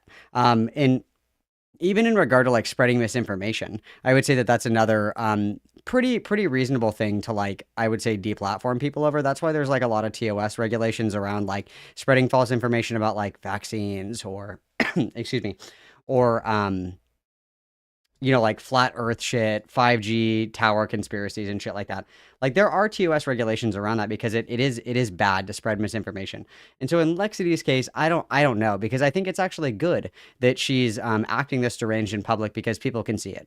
And people can judge it, and people can say, "Wow, this person's crazy," and people can like spread awareness about it, right? I think that that's kind of important. But also at the same time, it's true she does spread a lot of misinformation, and she is finding and soliciting people that she does later go on to allegedly assault in her community online. And so that is also something to consider as well. So like, is there a right answer? I don't know. I guess it depends on how you look at it. But I for the most part would agree that I think that she is somebody that I would look at as an example of somebody that does need to be deplatformed. I would agree with that generally speaking. I mean, you can get to the nitty gritty about it and this and that and the other thing, but generally speaking, if people are spreading misinformation, one, and then using their online platform to specifically curate like quote unquote victims, yeah, I think that those are the kinds of people that should be kept offline, certainly. Um, yeah, yeah. I think that's fair. I think that's fair. Using her platform to take advantage of more and more people, she further stigmatizes BPD and more recently has committed very heinous acts. And until that happens, until she is deplatformed, I will. And I would also say that people that are doing illegal shit should probably be deplatformed as well. Like if somebody is like a serial killer, I don't really know if we should have like Jeffrey Dahmer's YouTube channel. I don't know if we should do that. I don't know if that's like a good idea. Or like, you know, when Ruby Frankie, if she ever gets out of prison, should we let her have her YouTube channel back? I think it's crazy that Gypsy Rose Blanchard is allowed to be on the internet. Considering her crimes, I obviously, you know, empathy because Gypsy Rose Blanchard, like, let's all be real. We totally would have killed our mom too if we were Gypsy Rose Blanchard. We would totally do it. Like, let's not, you know, let's not pretend, you guys. Like, I think everybody's in unison and lockstep with that one. But like, given her crimes and that the person that she bet to help kill her mom was solicited online, I don't know. I think that like, you know, when criminality, like actual criminality, is involved, I think that's another kind of argument for deplatforming as well. But that's just my opinion. Will continue to talk about this on my channel because this is not okay. This is not acceptable. Okay, so April 17th, this one is slightly confusing. She posts this reel that she disabled her comments on, which she does pretty frequently, by the way. Sweetie, have you ever asked someone a question that they're incapable of answering, and because they're incapable of answering, they get mad at you as if it's your fault? And the reason they're really getting mad is because the question is something that's integral to their identity, something that they consider deeply morally important, or they've integrated into their very identity. You know, oftentimes something religious. And you asking why they believe it, or the way that that belief works and functions, makes them upset because they don't know themselves, and they have to confront the fact that they don't know themselves when a deeply held moral belief that they believe in is questioned. And you know, just because I question your moral beliefs doesn't mean I disagree with them, actually. Maybe I just want to understand them. Did you ever think about that? Because I do. I want to understand all things. And because I'm asking doesn't mean I immediately disbelieve it. It means I'm asking. I love you. Which at first it's like, okay, so what's the context here? Well, apparently the context is that Anastasia had made a video regarding cultural appropriation, specifically asking why white people can't participate in Native American traditions and cultural practices. Really? Really? Seriously? What, bro? Really? Are you kidding? Sweet pea. Are you kidding me? And when people attempted to educate her, it seems she didn't like that very much, hence why she followed with this reel, stating people are incapable of answering her questions, which she disabled comments. What did that say? What was this? Hence why she... Oh, this is from the Snark subreddit. It says, cultural practice videos, excuses on her Insta. She made a video in her weird, vague, not vague style about how it's not her fault if she asks questions about people are incapable of answering. If the comments are gold. I personally found people's answers very capable. She just couldn't handle them, and now she's doubling down. I can't post the video screenshots because I'm at work, but check it out. It's so embarrassing. Based. Followed with this reel, stating people are incapable of answering her questions, which she disabled comments on. So, not getting the response you want that validates your point of view isn't reflective of an incapability to answer your questions. It just means you're wrong. And by the way, stuff like this is not new with Anastasia, unfortunately. She not only has said the N-word on live stream, but even called herself the trans Malcolm X. The trans Malcolm X. She did say this. Let's sue. Are you serious? Like, sue. Let's sue. Do this shit. If you love me, you will go over there and you will correct everything they're saying, and you'll be nice. Like, do you think I'm afraid of the cops? First of all, I'm not afraid of the cops, even if I did do something. And also, I didn't do anything. Elaborate on the trans Malcolm X. You're genuinely confused. Oh, because I said that because people keep being like, oh, I agree with what you're saying, but I don't like the way you're saying it. Malcolm has all the IQ of a baked potato, so no, I don't think so. Banger comment. Lex, I sweet bear. Do you like my dream catcher? Dude, banger comment. Everybody witness, please. Okay, Elizabeth Warren, calm down, bro. Calm down, bro. Also, the trans Malcolm X.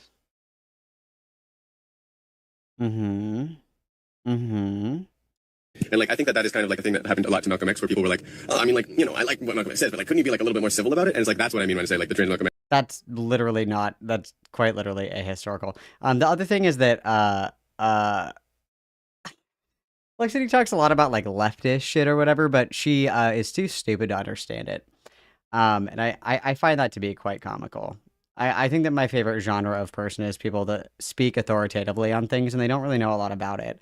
I think that that's actually really fucking funny. So when she's like, you know, everybody really liked Malcolm X, but they needed him to relax. People actually really didn't like Malcolm X at all. Even when he moderated his politics after he went on the Hajj. Yeah. People really didn't like Malcolm X on every side of the aisle.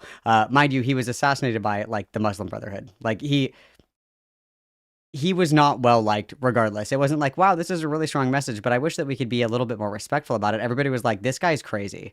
That was, yes, no. That's not what happened. I mean, like, In the caption of this video, she also states that she will not apologize for epistemology, which my dumbass honestly thought What? In the caption of this video, she also states that she will not apologize. I don't ask questions in bad faith, nor do I ask questions that you shouldn't be able to answer. If you understand your beliefs, I will not apologize for epistemology. What did she think epistemology means, bro? For epistemology, which my dumbass honestly thought was a made-up word, but it actually isn't. Epistemology is the philosophical study of the nature, origin, and limits of human knowledge. Again, I'm gonna say it. She sounds like a f***ing cult leader. She sounds like a cult leader. She really does. Like, who the hell? Ziz who, you guys? Zizians who? Question mark? Zizians who? Questions why they can't participate in cultural appropriation and then says, I won't apologize for epistemology. Someone with a major superiority and God complex. That's who says that shit. So April 21st, following... Again, I think that this is my opinion. This is my opinion.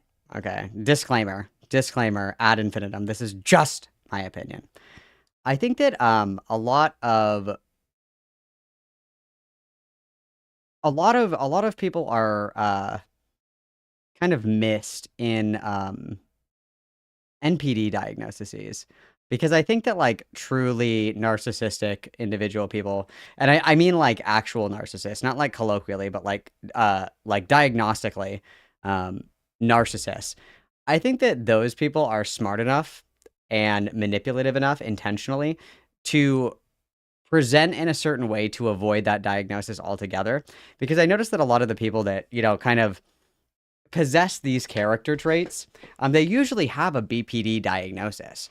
And there is, you know, a decent kind of comorbidity between a lot of the symptoms of BPD and NPD. But I think that the people that are truly narcissistic in the diagnostic sense, I think that they are smart enough and cunning enough and evil enough, if you will, to present in a way where they intentionally like skew their presentation so they don't get diagnosed with that. I think that's interesting. I think that's really interesting. Yeah, I think it's like a common occurrence. It's very, very odd to me. Following part 2 of my video, like just 5 days later, Anastasia drops an absolute bombshell of a take in the video. I'm not even going to explain it. I'm just going to play it. Hey, Snoopy, so you're not going to like this take, but people can absolutely consent to sex. I was an alcoholic. Well, there is nuance here. Okay, like obviously, if you've had a few bevs or whatever, and you're wanting to get down, that's fine. But yeah, like if somebody is like blacked out and like can't function, yeah, they probably can't. No, probably not, because he who is without sin cast the first stone. You know, I've had a few bevs and, you know, gotten a little rowdy. Who among us hasn't, you know what I mean? But like there's a big difference between somebody who's like fucking blackout drunk and somebody that had like 2 cocktails at dinner. There's kind of a big difference here, right? For a long time, I was drunk every single day for like 3 years. I had a lot of sex during that time, and it wasn't all coercive. I knew what I was doing. And it is not up to other people to determine how drunk I am when they also might be intoxicated, and when I might be concealing how intoxicated I am. Yeah? You need to be very, very drunk for you to not be able to consent. Like, can't really walk or talk straight, right? Like, the kind of drunk where it's impossible. Somebody who's an alcoholic should know that there's quite a big gap between these things, especially like, I can only speak for myself, but I think that I speak generally when I say this. There are certainly people that are very sober drunks, okay? Like, there are people that are pretty fucked up, and you wouldn't be able to tell. These are also known as functional alcoholics, okay? These are also known as functional alcoholics. There are people that go to work fucking hammered, and nobody knows. Nobody knows, because they're good at concealing how drunk they are, right? Like, yeah, somebody can be absolutely fucking tanked and present as sober. Sometimes it can be hard to tell if people are drunk. Yeah, especially if they're like true alcoholics. This is true. Possible for you to conceal how drunk you are. And at that point, yeah, you can't really consent to sex. But there is a large space in between sober and blackout drunk where you are very able to consent and even likely to try to consent just because alcohol makes people. Yeah, alcoholics can absolutely consent to sex, and they regularly do. And as I'm sure you can imagine, the backlash was swift and heavy. I actually got multiple. There is nuance here. I'm not going to. I don't want to get into the nitty gritty. I don't want to debate bro this, obviously. But like there is nuance here where there are certainly people who, you know, can consume alcohol and consent and know what they're doing and not have an issue with it and whatever the fuck. That certainly does happen. But let's keep this in mind that like when she's presenting this information, this is off of the back of the flowers and formaldehyde situation where the girl that she was like making passes on and shit, that girl was blackout drunk. Like, like, sorry, somebody who is blacked out cannot consent. That is not happening. That's not happening, dude. DMs regarding this very specific reel, as I had just dropped my video regarding the allegations. And Anastasia very quickly disabled comments on this reel, but thankfully a Redditor did a screen recording of some of the comments beforehand, so shout out to the Lexity subreddit. Now, if you're— No, functional alcoholics are people that are alcoholics, but they can still do their shit. So people that have jobs, people that go to work, you know, maintain like healthy relationships with people. It's people that are alcoholics, but it does not impact their functionality at all. If you're not already familiar with Lexity and your introduction to her is this video, you may be thinking, but wait, people can SA people though, right? And you may also be thinking, you know, well, I've gotten drunk and had consensual with people before. What's the big deal? Well, the big deal is that this is a very gross and deliberate misrepresentation of what actually took place between Anastasia and Haley, which is— Oh my god, dude, I swear, you guys have to believe me. I did not pre-watch this. I swear to God. Me and Riley are literally twinsies. We're literally twinsies. We're mind melting. We should start a podcast. Oh my god, I love her. The girl that I'll even get bangs, you guys. I'll get bangs. Anastasia is specifically referencing here. Haley is a woman that once again had met Anastasia through social media and offered her a place to stay for a little bit. And upon arriving to Haley's home, Haley had been drinking prior. Nothing wrong with that. It's her home, and she is above the legal drinking age. She can drink if she wants to. And Anastasia was aware of this, and as a result, chose to make advances onto Haley, including groping her and sniffing her crotch. And Haley had woken up out of a blackout state to find diabolical statement in and of itself. Like that's enough to like just make me want to like go cuckoo bananas. That's so fucking disgusting, dude. Anastasia doing these things, and Anastasia would later also attempt to kiss Haley. And when Anastasia finally left, Haley had messaged her after the fact, pretending to be friendly in order to get Anastasia to open up a little bit about what had taken place, and also to find out if other things took place that Haley was not aware of when she was in a blackout drinking state. And Anastasia ended up admitting to groping her and making advances onto her, stating that she knew she was drunk, but she didn't know how drunk and didn't— Thanks for giving me the rundown. My memory, don't remember. LOL, drunkenness. Yeah, sorry I did anything. I honestly didn't think you were drunk. When stuff started, I was very unclear what the boundaries were, let alone if I was crossing one. Know what the boundaries were. And once Anastasia had confirmed what happened, Haley came forward publicly. And in typical Darvo Anastasia fashion, she attempted to reverse the roles, claiming that Haley got drunk and SA'd her. Again, there's a lot more to that. I think that you assaulted me. Actually, checkmate. I think that was me. I'm rubber.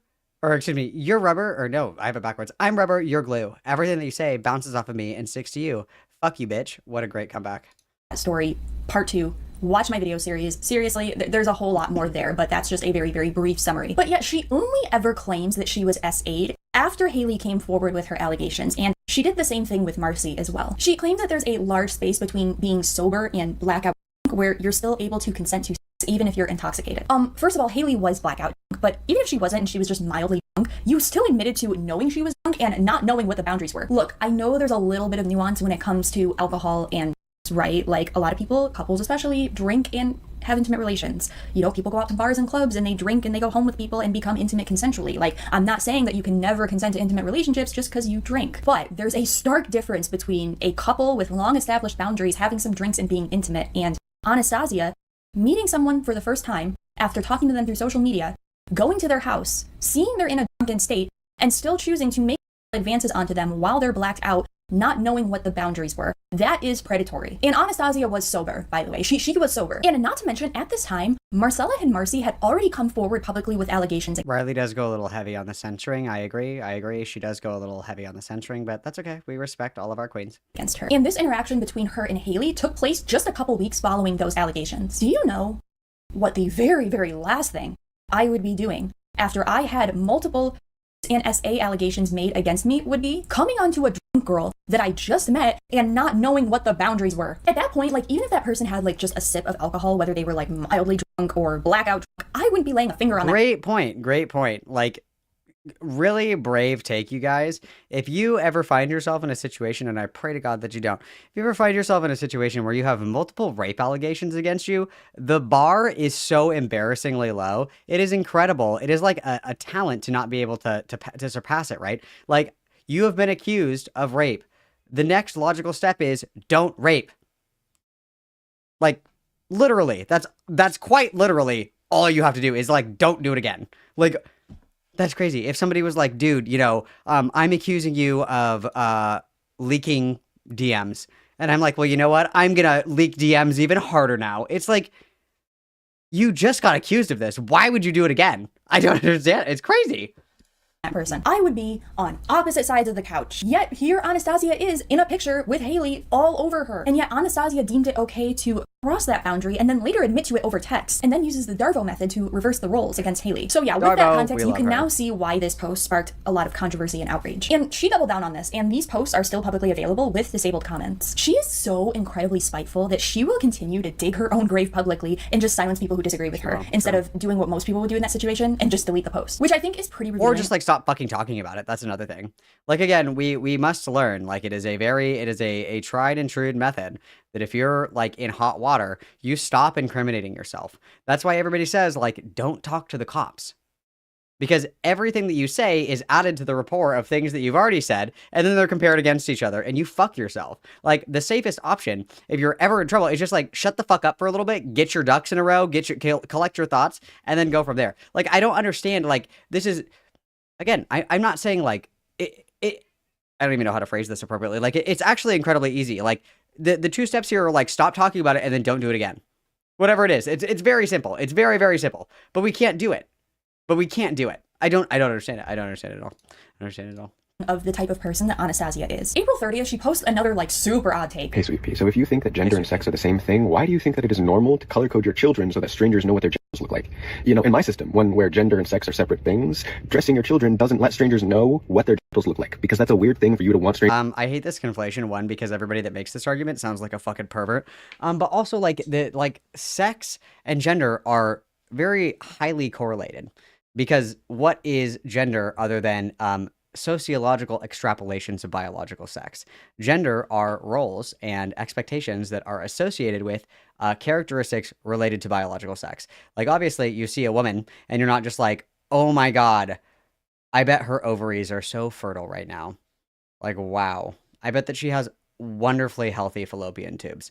That's not what you're thinking. You're associating gendered characteristics that are associated to the female sex and being like, oh, so this woman has like a great rack. Like, that's what you're doing. You're not like, wow, she's so ripe for childbearing. That's not what you're doing. Like, if you see somebody in a dress, you're not like, vagina! You're like, oh, that's a woman. It's because these two things are correlated. They're like, gender like lays loosely on top of the category of sex, okay? It lays loosely on top of it. We draw these correlations in our mind. It's called relational frame theory. Google it. Look it up. It's called relational frame theory. You're welcome. Strangers to know about your children, yeah? Okay, so I'm just gonna go out on a limb here and say I actually don't think that parents dress their children in certain colors to signal to other people what genitals they have. I do understand she's trying to make the point that gender and sex are not the same. I get that, but I just feel as though this was a very odd way to make that point. One's in chat if your fallopian tubes are healthy. I'm just doing a vibe check. How are everybody's fallopian tubes today? How are we? I'm just curious. And I'm not the only person who felt that way, because if you read the comments, a lot of people were also calling her out for this weird take. One comment with 117 likes. I swear to God, I did not watch this video. I did not pre-watch this. I swear to fucking God. Dead ass. If you frame this argument like this, people think that you're a fucking pervert. I just said that. We are literally sharing the brain cell, Riley and I. We have one brain cell that we pass back and forth. I feel so seen right now. Wow. Reads, normal people don't think about children's lower regions at all. And another says, Pookie, this is a really odd take. but I still love you. Hey, Pookie, she's an abuser and a predator. Wake up. Another comment with 109 likes reads, imagine comparing a little girl wearing pink to wanting strangers to know what it looks like downstairs. Another one, we don't imagine or think about children's lower regions. I'm not arguing about your point, but when there's children, I'm not thinking about private parts. Don't get me wrong, there were people agreeing with Anastasia as always, because again, this is a cult, but a lot of the top comments, or a lot of the top like comments, were disagreeing with her. I also did take a look at the subreddit to see their responses, and they also pointed out how bizarre this was. One comment sarcastically states, I'll dress my child in yellow from now on so that they are safe from P3DOs. Exactly. Like, she's trying to paint this as parents dressing their kids P3Os? Is that what she said? That's genius. Say it again. now on so that they are safe from P3DOs. Exactly. P3DOs? I love that. That's so everybody's so creative. P3DOs? Ooh. We're adding that to the list. Wow. I love that. P3DOs? That's amazing. Wow. I think I'm in love with Riley. I'm going to say it. Exactly. Like, she's trying to paint this as parents dressing their kids in pink and blue as predatory when it's not. And FYI, I just want to point out, a lot of people that are criticizing this don't agree with having to uphold specific gender roles, and they also agree that gender and sex are not the same. So these aren't like conservatives that are like, oh, there's only two genders, male and female. Like, no, these are people that agree with the concept that gender and sex are not the same thing, who also agree that having to uphold certain gender roles, especially through, your personal style and appearance, is toxic. They agree with that. I think the criticism here is pretty valid, honestly. Like, gender and sex are not the same. Yes, I agree with that. I just really don't think parents are color coding their children's clothes to signal to people what private parts they have. I think most parents are just kind of used to upholding traditional gender roles when it comes to clothing and appearance. I really think that's as deep as it goes. But also, I'm sorry, like, in my personal opinion, I don't know of many kids who exclusively wear pink and blue, right? Like there's plenty of girls' clothes that I've seen that are red and yellow and orange and blue. I mean, sure, like maybe less boys wear pink, like, okay, sure, maybe, but even so, I do feel like if you were to go into like the average children's classroom in a school, you're gonna see a variety of different colors of clothing with the children. So yeah, overall, a bit odd, a bit bizarre of a take in my... In my ideal socialist utopia, we kill anyone who doesn't wear the color pink or blue, because I have to know what gender they are upon first glance. It's the law. Opinion, but let me know if you guys feel the same or not, because I don't really know if this is a common mentality. Okay, so then we get to May. This is where it gets very interesting, because Anastasia starts posting quite a bit of content related to patriarchy and feminism. And more specifically... Oh yeah, this was her MRA arc, you guys. This is beautiful. Everybody lock in. She's kind of starting to enter like a men's right activist era. Riley! Dude, you guys don't believe me, but I really did not pre-watch this video. I swear to God. I swear on my fucking life, I did not pre-watch this video. This is crazy. May 5th, she told on herself again, of course, saying cis women make false allegations. The really harsh truth that nobody wants to admit is that cis women making accusations has and continues to reinforce the patriarchy and many other hierarchies present in our country. Comments did not disappoint, thankfully. I'm actually surprised she left most of these up. They're calling her right out. Okay, so this is when it starts to enter the men's right activist territory. So there's a few posts like this. I'm just gonna play a few of them in a row, and then I'll give you my response. Hey, Sweet Pea, so blaming men for a system that they were born into makes as much sense as blaming women for a system that they were born into. And if you think that it is solely men holding up the patriarchy... She's powering up for her white rights arc, because she's gonna be like, I literally have never owned slaves. I don't know why everybody's mad at me. I have never owned a single slave, so why should I suffer for the sins of my fathers? That's what we're gearing up for. I can feel us powering up for this. You literally have not met very many women, okay? There's a huge number of women who benefit from the patriarchy and uphold it, on their children, right? And on top of that, blaming men for their lower life expectancy and blaming men for their mental health crisis is certainly definitely making them worse and not making them want to fight the patriarchy. If her and Not So Erudite would get along so well together. You refuse to let men view themselves as victims of the patriarchy, why on earth do you think that they would ever help you dismantle it? Hey, Sweet Pea, so if you consider yourself a feminist or an egalitarian, or in any way you're fighting for sexual liberation or liberation in general, why on earth would you position yourself as an enemy to half of people? And by half of people, I mean men. It doesn't make any sense. You should position yourself as an enemy to power, an enemy to capital, an enemy to the rich. I love this.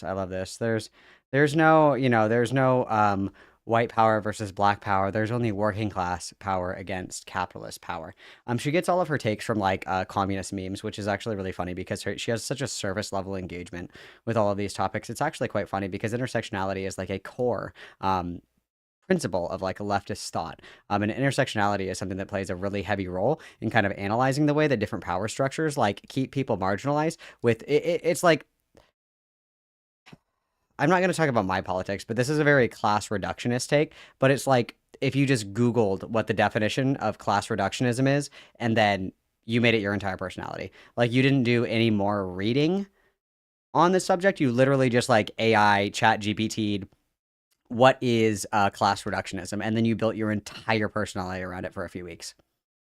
elderly, the people who actually have the power. Men are half of people, and a significant portion of them didn't do anything to build the world because they're either too young, too poor, or just too separated from society. Malcolm And has you all will the never change IQ that. of a baked potato, so no, I don't think so. Patriarchy is your fault. Bomenyo at deo you mean you don't want to leave your boyfriend? But sweet pair. In the transmalcomish, jet in the van. Literally, men are evil, but I will keep you safe. In the van, Mamacita. Witness. Thank you, Cousin Jim. Anything if you are making half of people your enemy when there is no reason to make half of people your enemy, right? Like, men's interests would be served by dismantling the patriarchy. It would help their mental health. It would help their suicide rate. So if men want to talk about men's mental health, good. Help them do it correctly. Point out that the reason they feel so alone and the reason they feel such an unbearable burden Is because women don't fuck them enough. Say it. Say it, Lexity. Say it. Say it, Bella. all of the time is because of the patriarchy. Yeah? Why on earth would you willingly position yourself as an enemy to half of people if you are actually genuinely trying to change anything?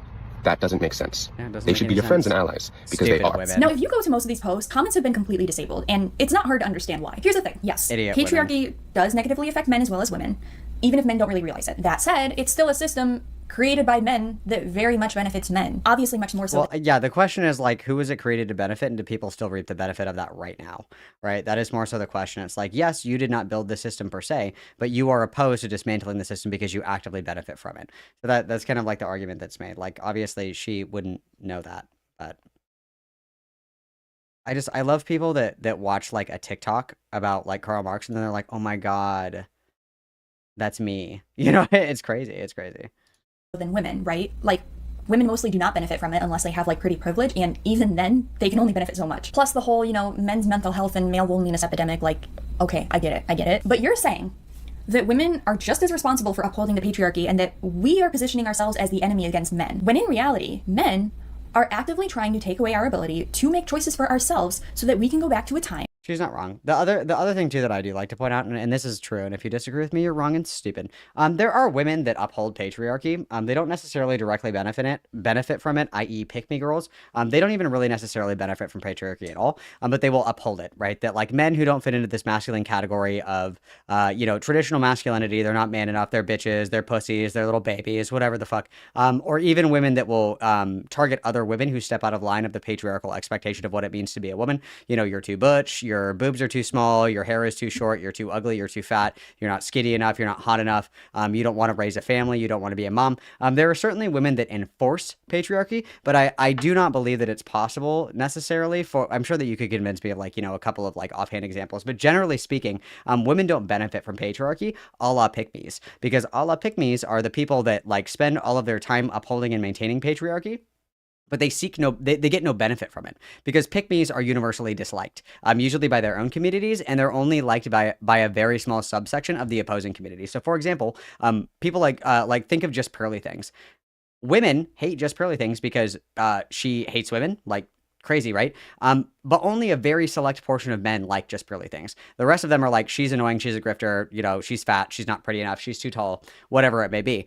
You're only appealing to such a small demographic of the opposing side that you're, choosing to grift for, essentially, that you don't gain a benefit from appealing to it. So you can even use the trans grifter archetype, where it's think of Blair White. Generally speaking, Blair White is disliked by the trans community. They just don't like her because she's very self-interested. She doesn't really give a fuck about other trans people, da-da-da-da-da. And then look at the side that she's appealing to. She is appealing to conservative values. There's only a small portion of conservatives that actually like Blair White and are like, oh, I totally agree with what she's saying, blah, blah, blah. That's very small, right? It's a percentage of people that are actually agreeable to her takes and shit like that. So it's yes, you could say Blair White is contributing to, conservative values. Is she benefiting from them? No, she is not. She is not. She is not. Because if they were to have their way with conservative values, she wouldn't be trans, right? What did Lauren Witzke say to her? Notoriously, grow out your mustache and tell everybody to stop making the same mistake that you did. That's what Lauren said to her face on a debate.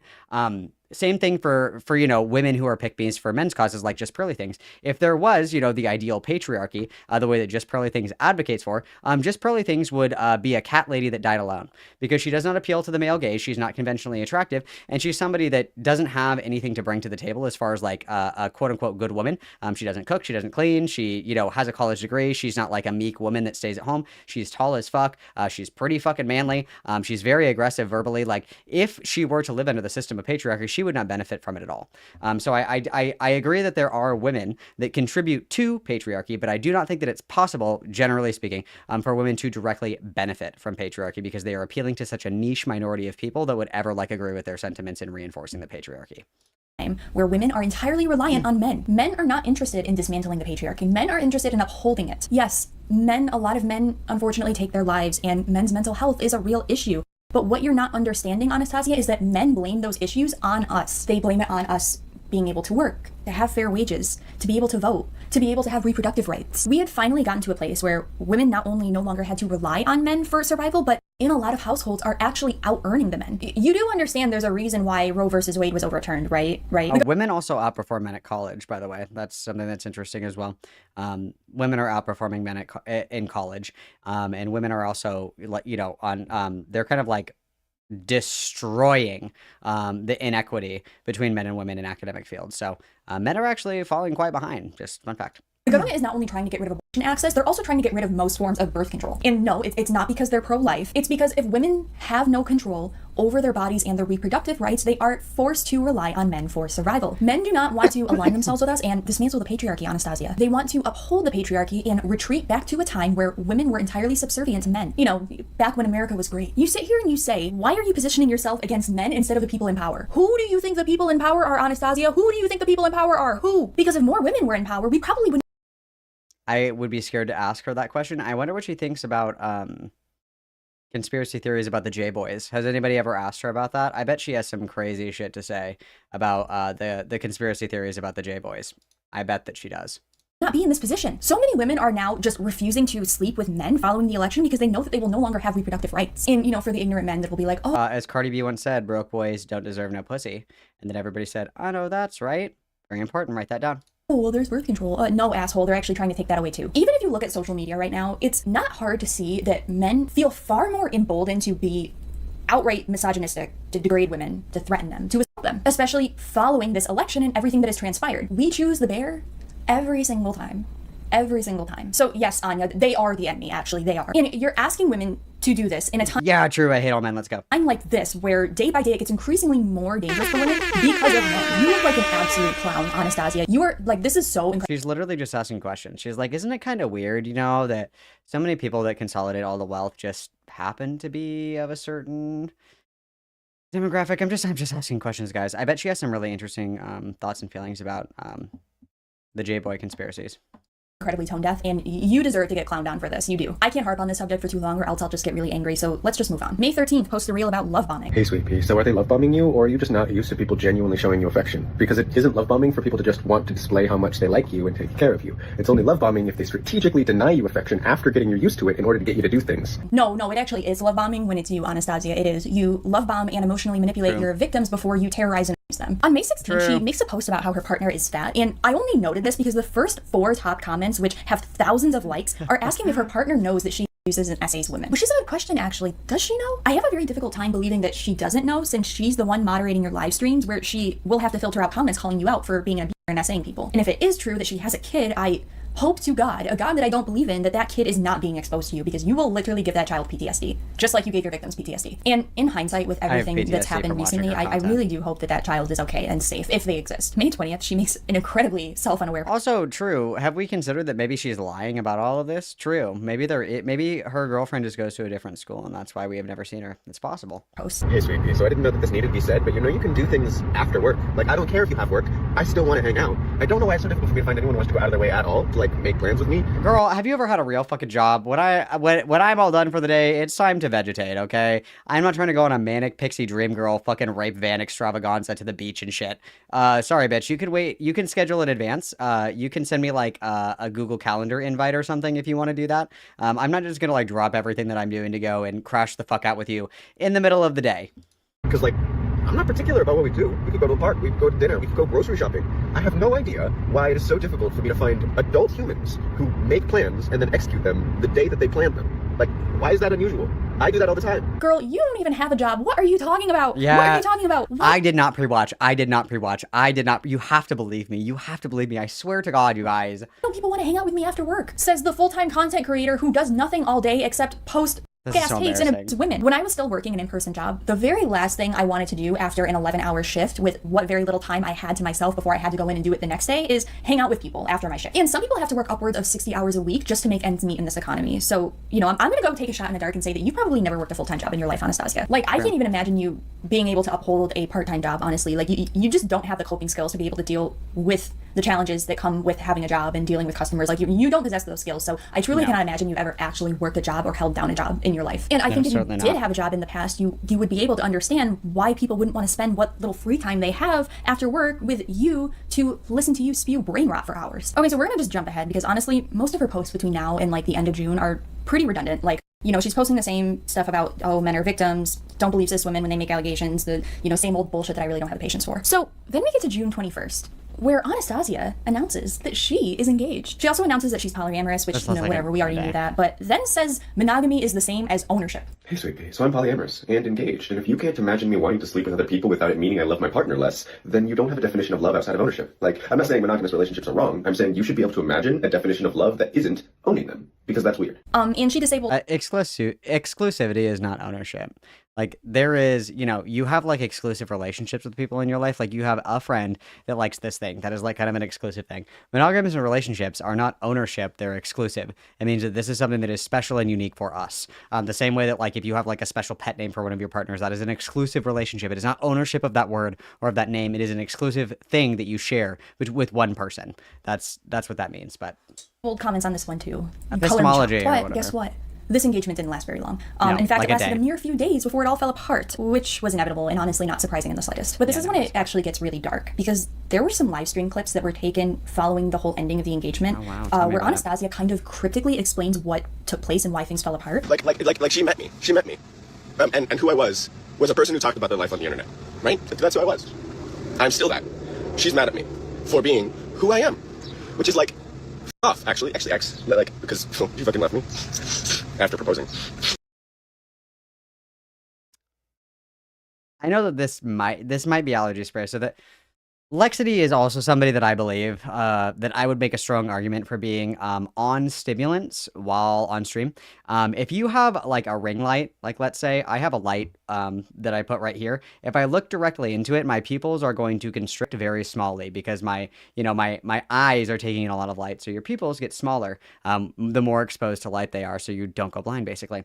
When you take stimulants, meth, coke, crack, molly, ecstasy, anything like that that's like an upper, quote unquote, your pupils will dilate and they will not constrict with exposure to light, okay? So there have been videos of her where she is like staring into a fucking ring light and her pupils are this fucking big. So willing to put good hard money on the fact that we are high a lot of the time. Something that is really interesting, in case you didn't know, a lot of people that are addicts, that are either addicted to cocaine or crack, they will choose to dilute either crystal shard of crack, or they will take cocaine and they will dilute it in water and they shoot it up their nose like that. Because then you can do it in public. It's like hitting like a vape, you know, in public. Like everybody's like, oh, you're just vaping, but maybe it's like a weed cart. People do this. This is like a thing that addicts do. So I'm willing to offer the benefit of the doubt here. Perhaps this is just like a nasal decongestant. Like the only thing that your nose is supposed to be used for, which is breathing and nasal decongestants. Okay, don't blow shit up your nose, you guys. It's bad for you. You're gonna deviate your septum, and then you're not gonna have a fucking face anymore when they have to cut your nose off. But nonetheless, that is not uncommon for hardcore drug users to do. Just mind you. And again, if we're looking into the camera with a fucking ring light in front of it and your pupils are not constricting with exposure to light, you are on something. You know, because she cannot communicate her needs, ever.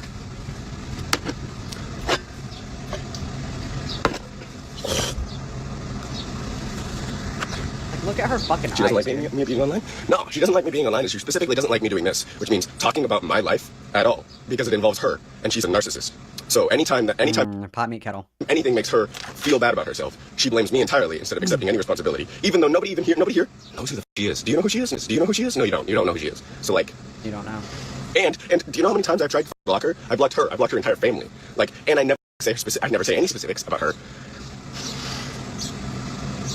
And yeah, that is who I was when we met. Why the did you think I was going to be a different person? Why did you think I was going to be a different person?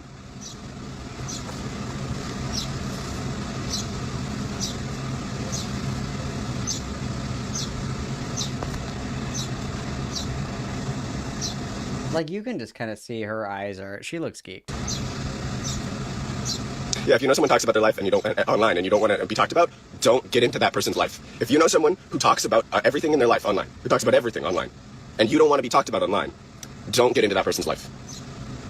Pretty basic stuff, actually. You know, in the same way that if you don't want a girlfriend who's a porn star, don't date porn stars.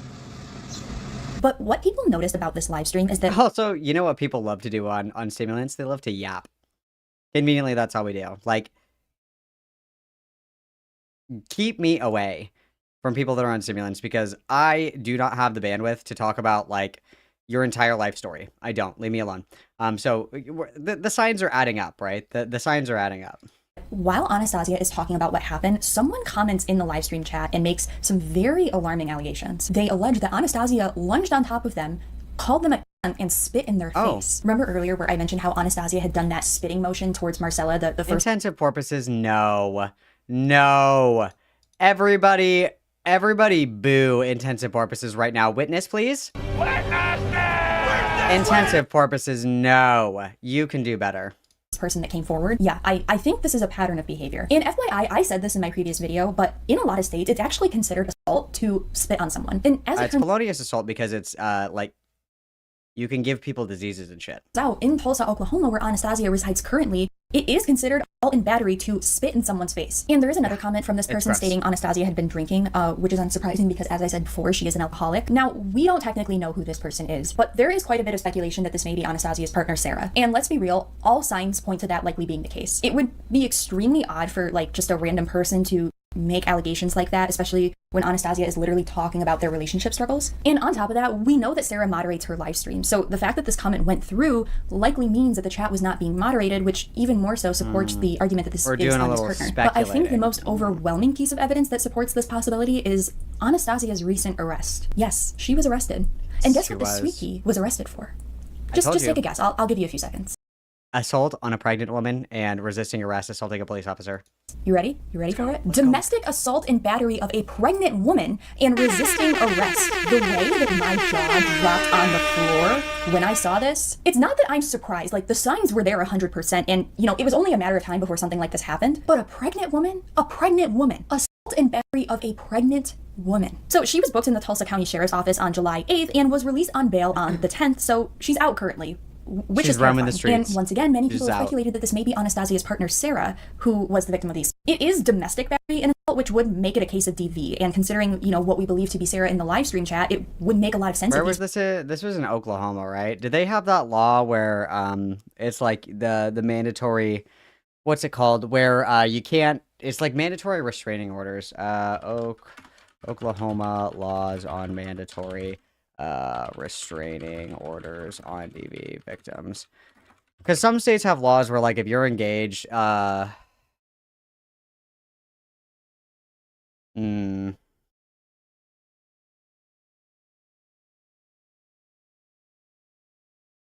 just for, like, oh no, for assault and battery. I don't know if it's not mandatory, it doesn't look like, but either way, hang on. It's worth the circumstances. Now, in all... Hang on. We're mewing. Do you want out?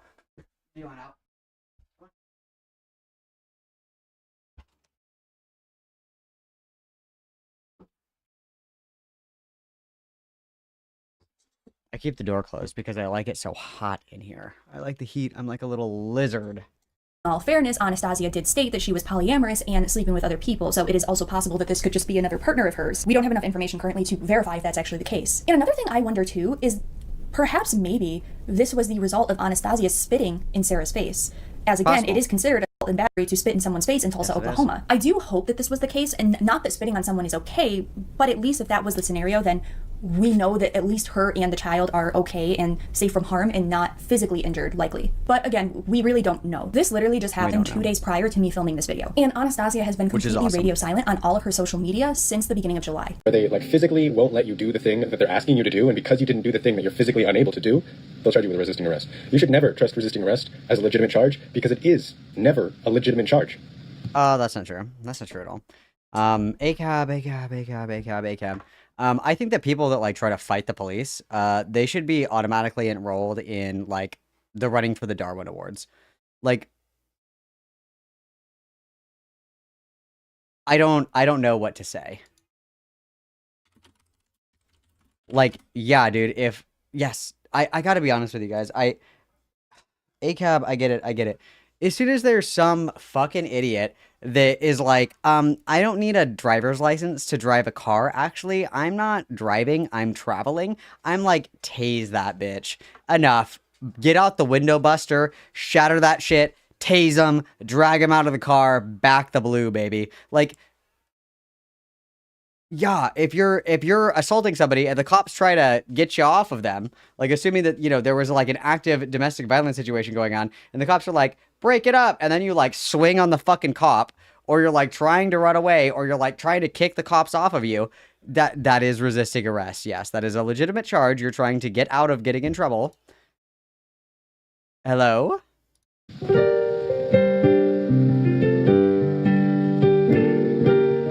Love a sovereign citizen arrest video. It's like my guilty pleasure is sovereign citizen arrest videos.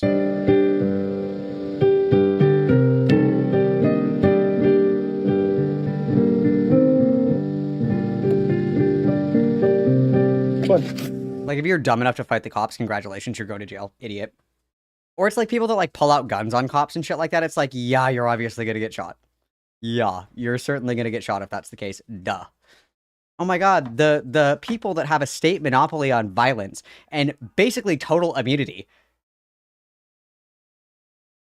Malcolm has all the IQ of a baked potato, so no, I don't think so. Oh, this is a strong message. Thank you for buying a continuous source of inspiration and strong massages. Guio Bajan Grimalk. Thank you very much for the $10 dues. Everybody do this, please.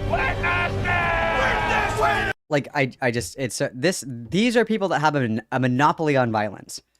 They have qualified immunity. Even if they, like, break your arm or something, they're not going to get fucking fired. You might get some money out of it, but nothing's going to happen to them. Why would you pick that person to fight? It's like being, like, a 4'11" little birthday boy, and you see, like, a 6'4", like, fucking 300-pound strong man at the bar, and you're like, that's who I want to fight. It's like, how fucking dumb are you? Really? That's what, yeah, oh, good idea, good idea. That's going to end really well for you. Not sure what you mean. There were no charges. I mean, there were charges. There literally were charges. So we're honestly Like, she'd just be lying. She's like, I was never charged. It's like, you were literally arrested. The arrest records are public. gonna have to wait and see if more information comes out. I did see a lot of people in the Reddit talking about possibly obtaining the body cam footage, and I Which will would be say I would be fucking very awesome. interested in that, especially That would be fucking awesome, you guys. If there was body cam footage, oh my god. I love a body cam footage video. I love them. I love them. Because I'm watching the body cam footage, and I'm like, just tase him. Hit him with the chair! knowing that the other charge she got was resisting arrest. If anyone knows how I would go about obtaining that material and could point me in the right direction, that would be super, super helpful. Look, she is escalating. She is escalating, and she is doing so very quickly. In just less than 6 months, she went from verbally and emotionally using Marcella to essaying Marcy and Haley, and now domestic assault and battery of a pregnant woman who is likely to be her current partner, Sarah. If this Yeah, she's gonna end up killing somebody. continues to escalate, this is going to have a deadly outcome. I don't want to come on here and say I told I swear I didn't pre-watch. This is crazy. I'm never beating the allegations. you so. That is not appropriate at all. There's a time and place. This is not the time and place for that. But to all the people who continued to support Anastasia after Marcella and Marcy and Haley all came forward, I just want to ask, do you believe them now? Is this enough for you now? Is this what it takes for you to open your fucking eyes? I realize a lot of people just didn't know. I get that, but a lot of people did. A lot of people watched my videos. A lot of them did. I mean, not like millions of people, don't get me wrong, but I'm not saying those videos got millions of views, but when you take into I don't consent to being arrested, officer. That's going to go really well. Consideration that Anastasia's largest platform has over 300,000 followers, and between my two videos, between both of them, the views collectively were over 300,000, that still reached a pretty wide audience of people. A lot of people knew and still chose to support her. A lot of people blamed the victims and still attempted to minimize her actions. A lot of people bought into the cis woman making false allegations against a trans person bullshit. I just hope that this is enough now. I just hope that this is enough for you all now. I just hope that we can all mutually, collectively, universally agree that this person needs to be deplatformed. I just made a video about Peach Aura, and as much as I kind of despise her actions, especially in regards to the racism and the way she misrepresents the BPD community, it absolutely baffles me how quick people were to completely cancel Peach Aura and call for her deplatforming, but yet for months, Anastasia is still able to continue to grow online despite the public allegations with proof. And now it's undeniable. Now it's irrefutable, right? Like there is no way to defend this. How are you going to sit here and defend this sweet pea against domestic assault and battery of a pregnant woman? How are you going to do it? I mean, have you considered that the fetus had bad vibes? Just kidding. This is a joke. This is my just kidding heart. How are you going to do it? You can't. You can't. And I'm sorry, but look at this fucking smirk on Anastasia's face right here. And I know there's going to be those comments of people like, oh, she's not smirking. You're misrepresenting her. You're just trying to dogpile on her. First of all, shut your bitch ass up, because that's a fucking smirk. That is a smirk. Get her. Yes, Riley. Yes. Unlimited power. Fuck this bitch. Yes. Bring the energy. Bring the heat. This is a smirk. She is proud. She has no shame. This is fucking evil. This is evil. Anastasia, Anyathina, Lexity is a monster who needs to be deplatformed before she eventually kills somebody. I truly hope that day never comes. I do. And to everyone out there, I just want to say, know the signs. Know the warning signs. This is a cautionary tale right here. The warning signs were always there. They were always there. Abusive behavior doesn't make me an abuser. The signs were there. If you see these, it's, you know, just to loosely compare this to a once famous Austrian painter, it's kind of like, if anybody has ever actually read Mein Kampf, it's like, it's very obvious what was going on. Like, it literally, it's like, yeah, dude, I don't know, it's kind of weird that, like, animals, like, you know, they, like, dogs, like, you know, pugs only, you know, breed with pugs. That's, like, super weird that, like, humans are, like, the only, like, creatures that don't do that. That's so weird, isn't it? Anyway, wouldn't it just be so cool if we just got, like, rid of everybody that did that? That's so weird. Anyway, thanks for reading my book, guys. And then everybody was like, oh, he's doing what? It's like, did you read the book? Did you? It's literally like a play-by-play of what was about to happen. It's like, if you can watch Lexity's behavior, you can see that this is a person that is deeply unwell, deeply reactive, deeply volatile, deeply aggressive, very scary, very controlling, very manipulative, and somebody who is not afraid to like I've said this before and I mean it so seriously. If you believe me when I say this, if somebody will break shit in your presence, that person will hit you. So if you have a partner or a friend or whatever the fuck that, like, if they get pissed at you and they start, like, punching the wall, kicking the drywall, breaking things, throwing things, like trashing the house and shit, that person will put hands on you. They will put their hands on you. End of discussion. It's not if, it is when. They are going to put their hands on you. Believe people when they show you who they are. If somebody gets in your fucking face and they're screaming at you, if they're posturing you, if they're trying to physically intimidate you or threaten you, they will put their fucking hands on you. They will. Okay? All of the signs were there. Like, literally no shit. Somebody crashing out like that comfortably enough on camera is not afraid to fucking put their hands on somebody, and you know that from watching it. And anybody who believes the stupid bullshit words like, oh, she's just really emotional. You can be deeply emotional and deeply reactive without destroying property or hurting other people physically. That's actually completely possible. This bitch is fucking crazy, and Riley is 100% correct. She is going to seriously hurt or kill someone because her anger issues are out of fucking control. And it's not cute, and it's not funny. It's not like when a little kid throws a temper tantrum and you're like, oh, he's so funny, like throwing his Legos, like, oh, you're so tough. No, this is like a 6'2" grown-ass fucking person that is big, that is scary, that is potentially high, that has a history of violence, and does not give a fuck about the boundaries of others and has no problem lying to people's faces when they ask about it. This is, like, genuinely a dangerous person. This is 100% correct.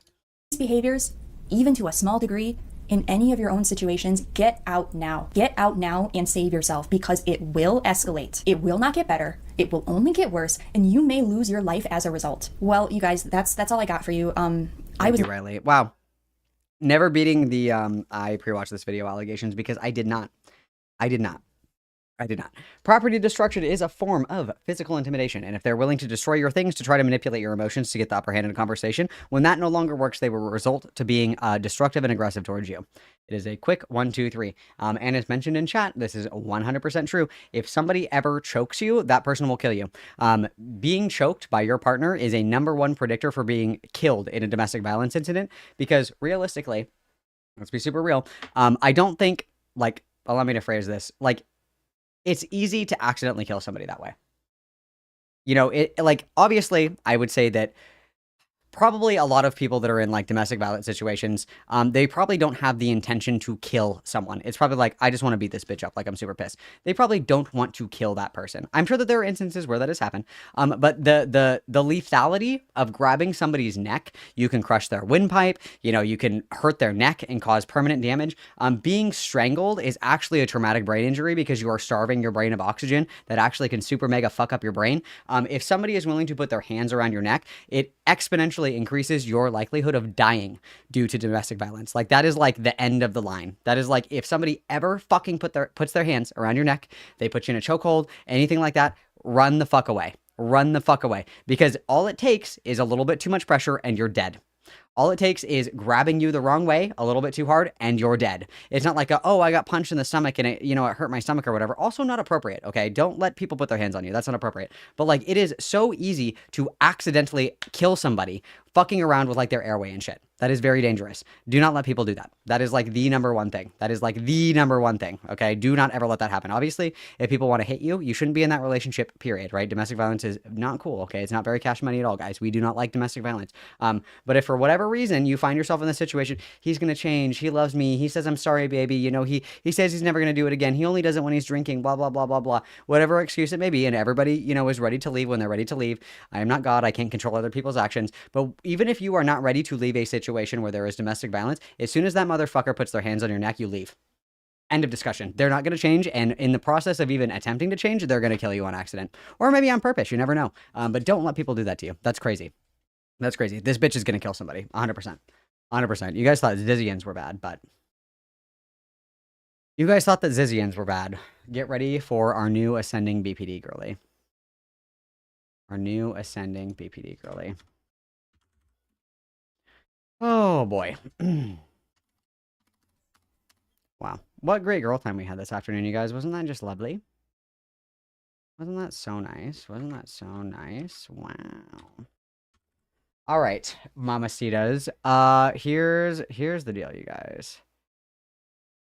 Here's the deal, you guys. So I think I'm gonna skip out Girl Scout. I think I'm going to skip out Girl Scout, okay? I think that we're going to retire for the evening so I can spend time with my wife and do a few housekeeping things, you know, all that good stuff, blah, blah, blah, blah, blah. So we're gonna skedaddle scoot, you guys. I'm going to try to stream tomorrow.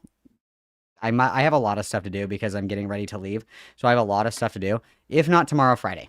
Okay, if not tomorrow, Friday, but I'll keep everybody in the loop. I'll let everybody know, and I am continuing to work deep in the editing mines, in order to, you know, in order to get all of everything edited so you guys have content while I am gonzo,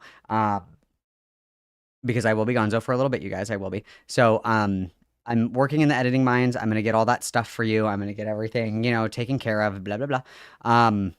So you'll have stuff to watch while I'm away, and yeah, we'll hang out either tomorrow or Friday. But I'll let everybody know. I still just have a lot to do, so I don't want to overcommit myself or promise that I am going to be doing something.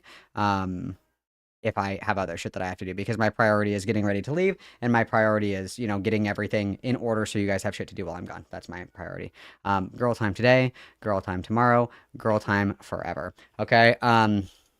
Everybody, sad air horn. I'm sending you to Opblock. So sorry, guys. So sorry. I know, sad air horn. I know, everybody's all upset. Boo hiss, sad air horn. You guys are going to Opblock. Be nice when you go to Opblock. Be nice, kittens. I love you guys lots. Thanks for hanging out with me, you guys. I will see you again at least 1 or 2 times before I go on vacay, and you guys will have lots of content while I'm away. I love you lots. Everybody behave. Everybody have a great night. Love you lots. Hug, hug, kiss, kiss. XOXO. Gossip Girl.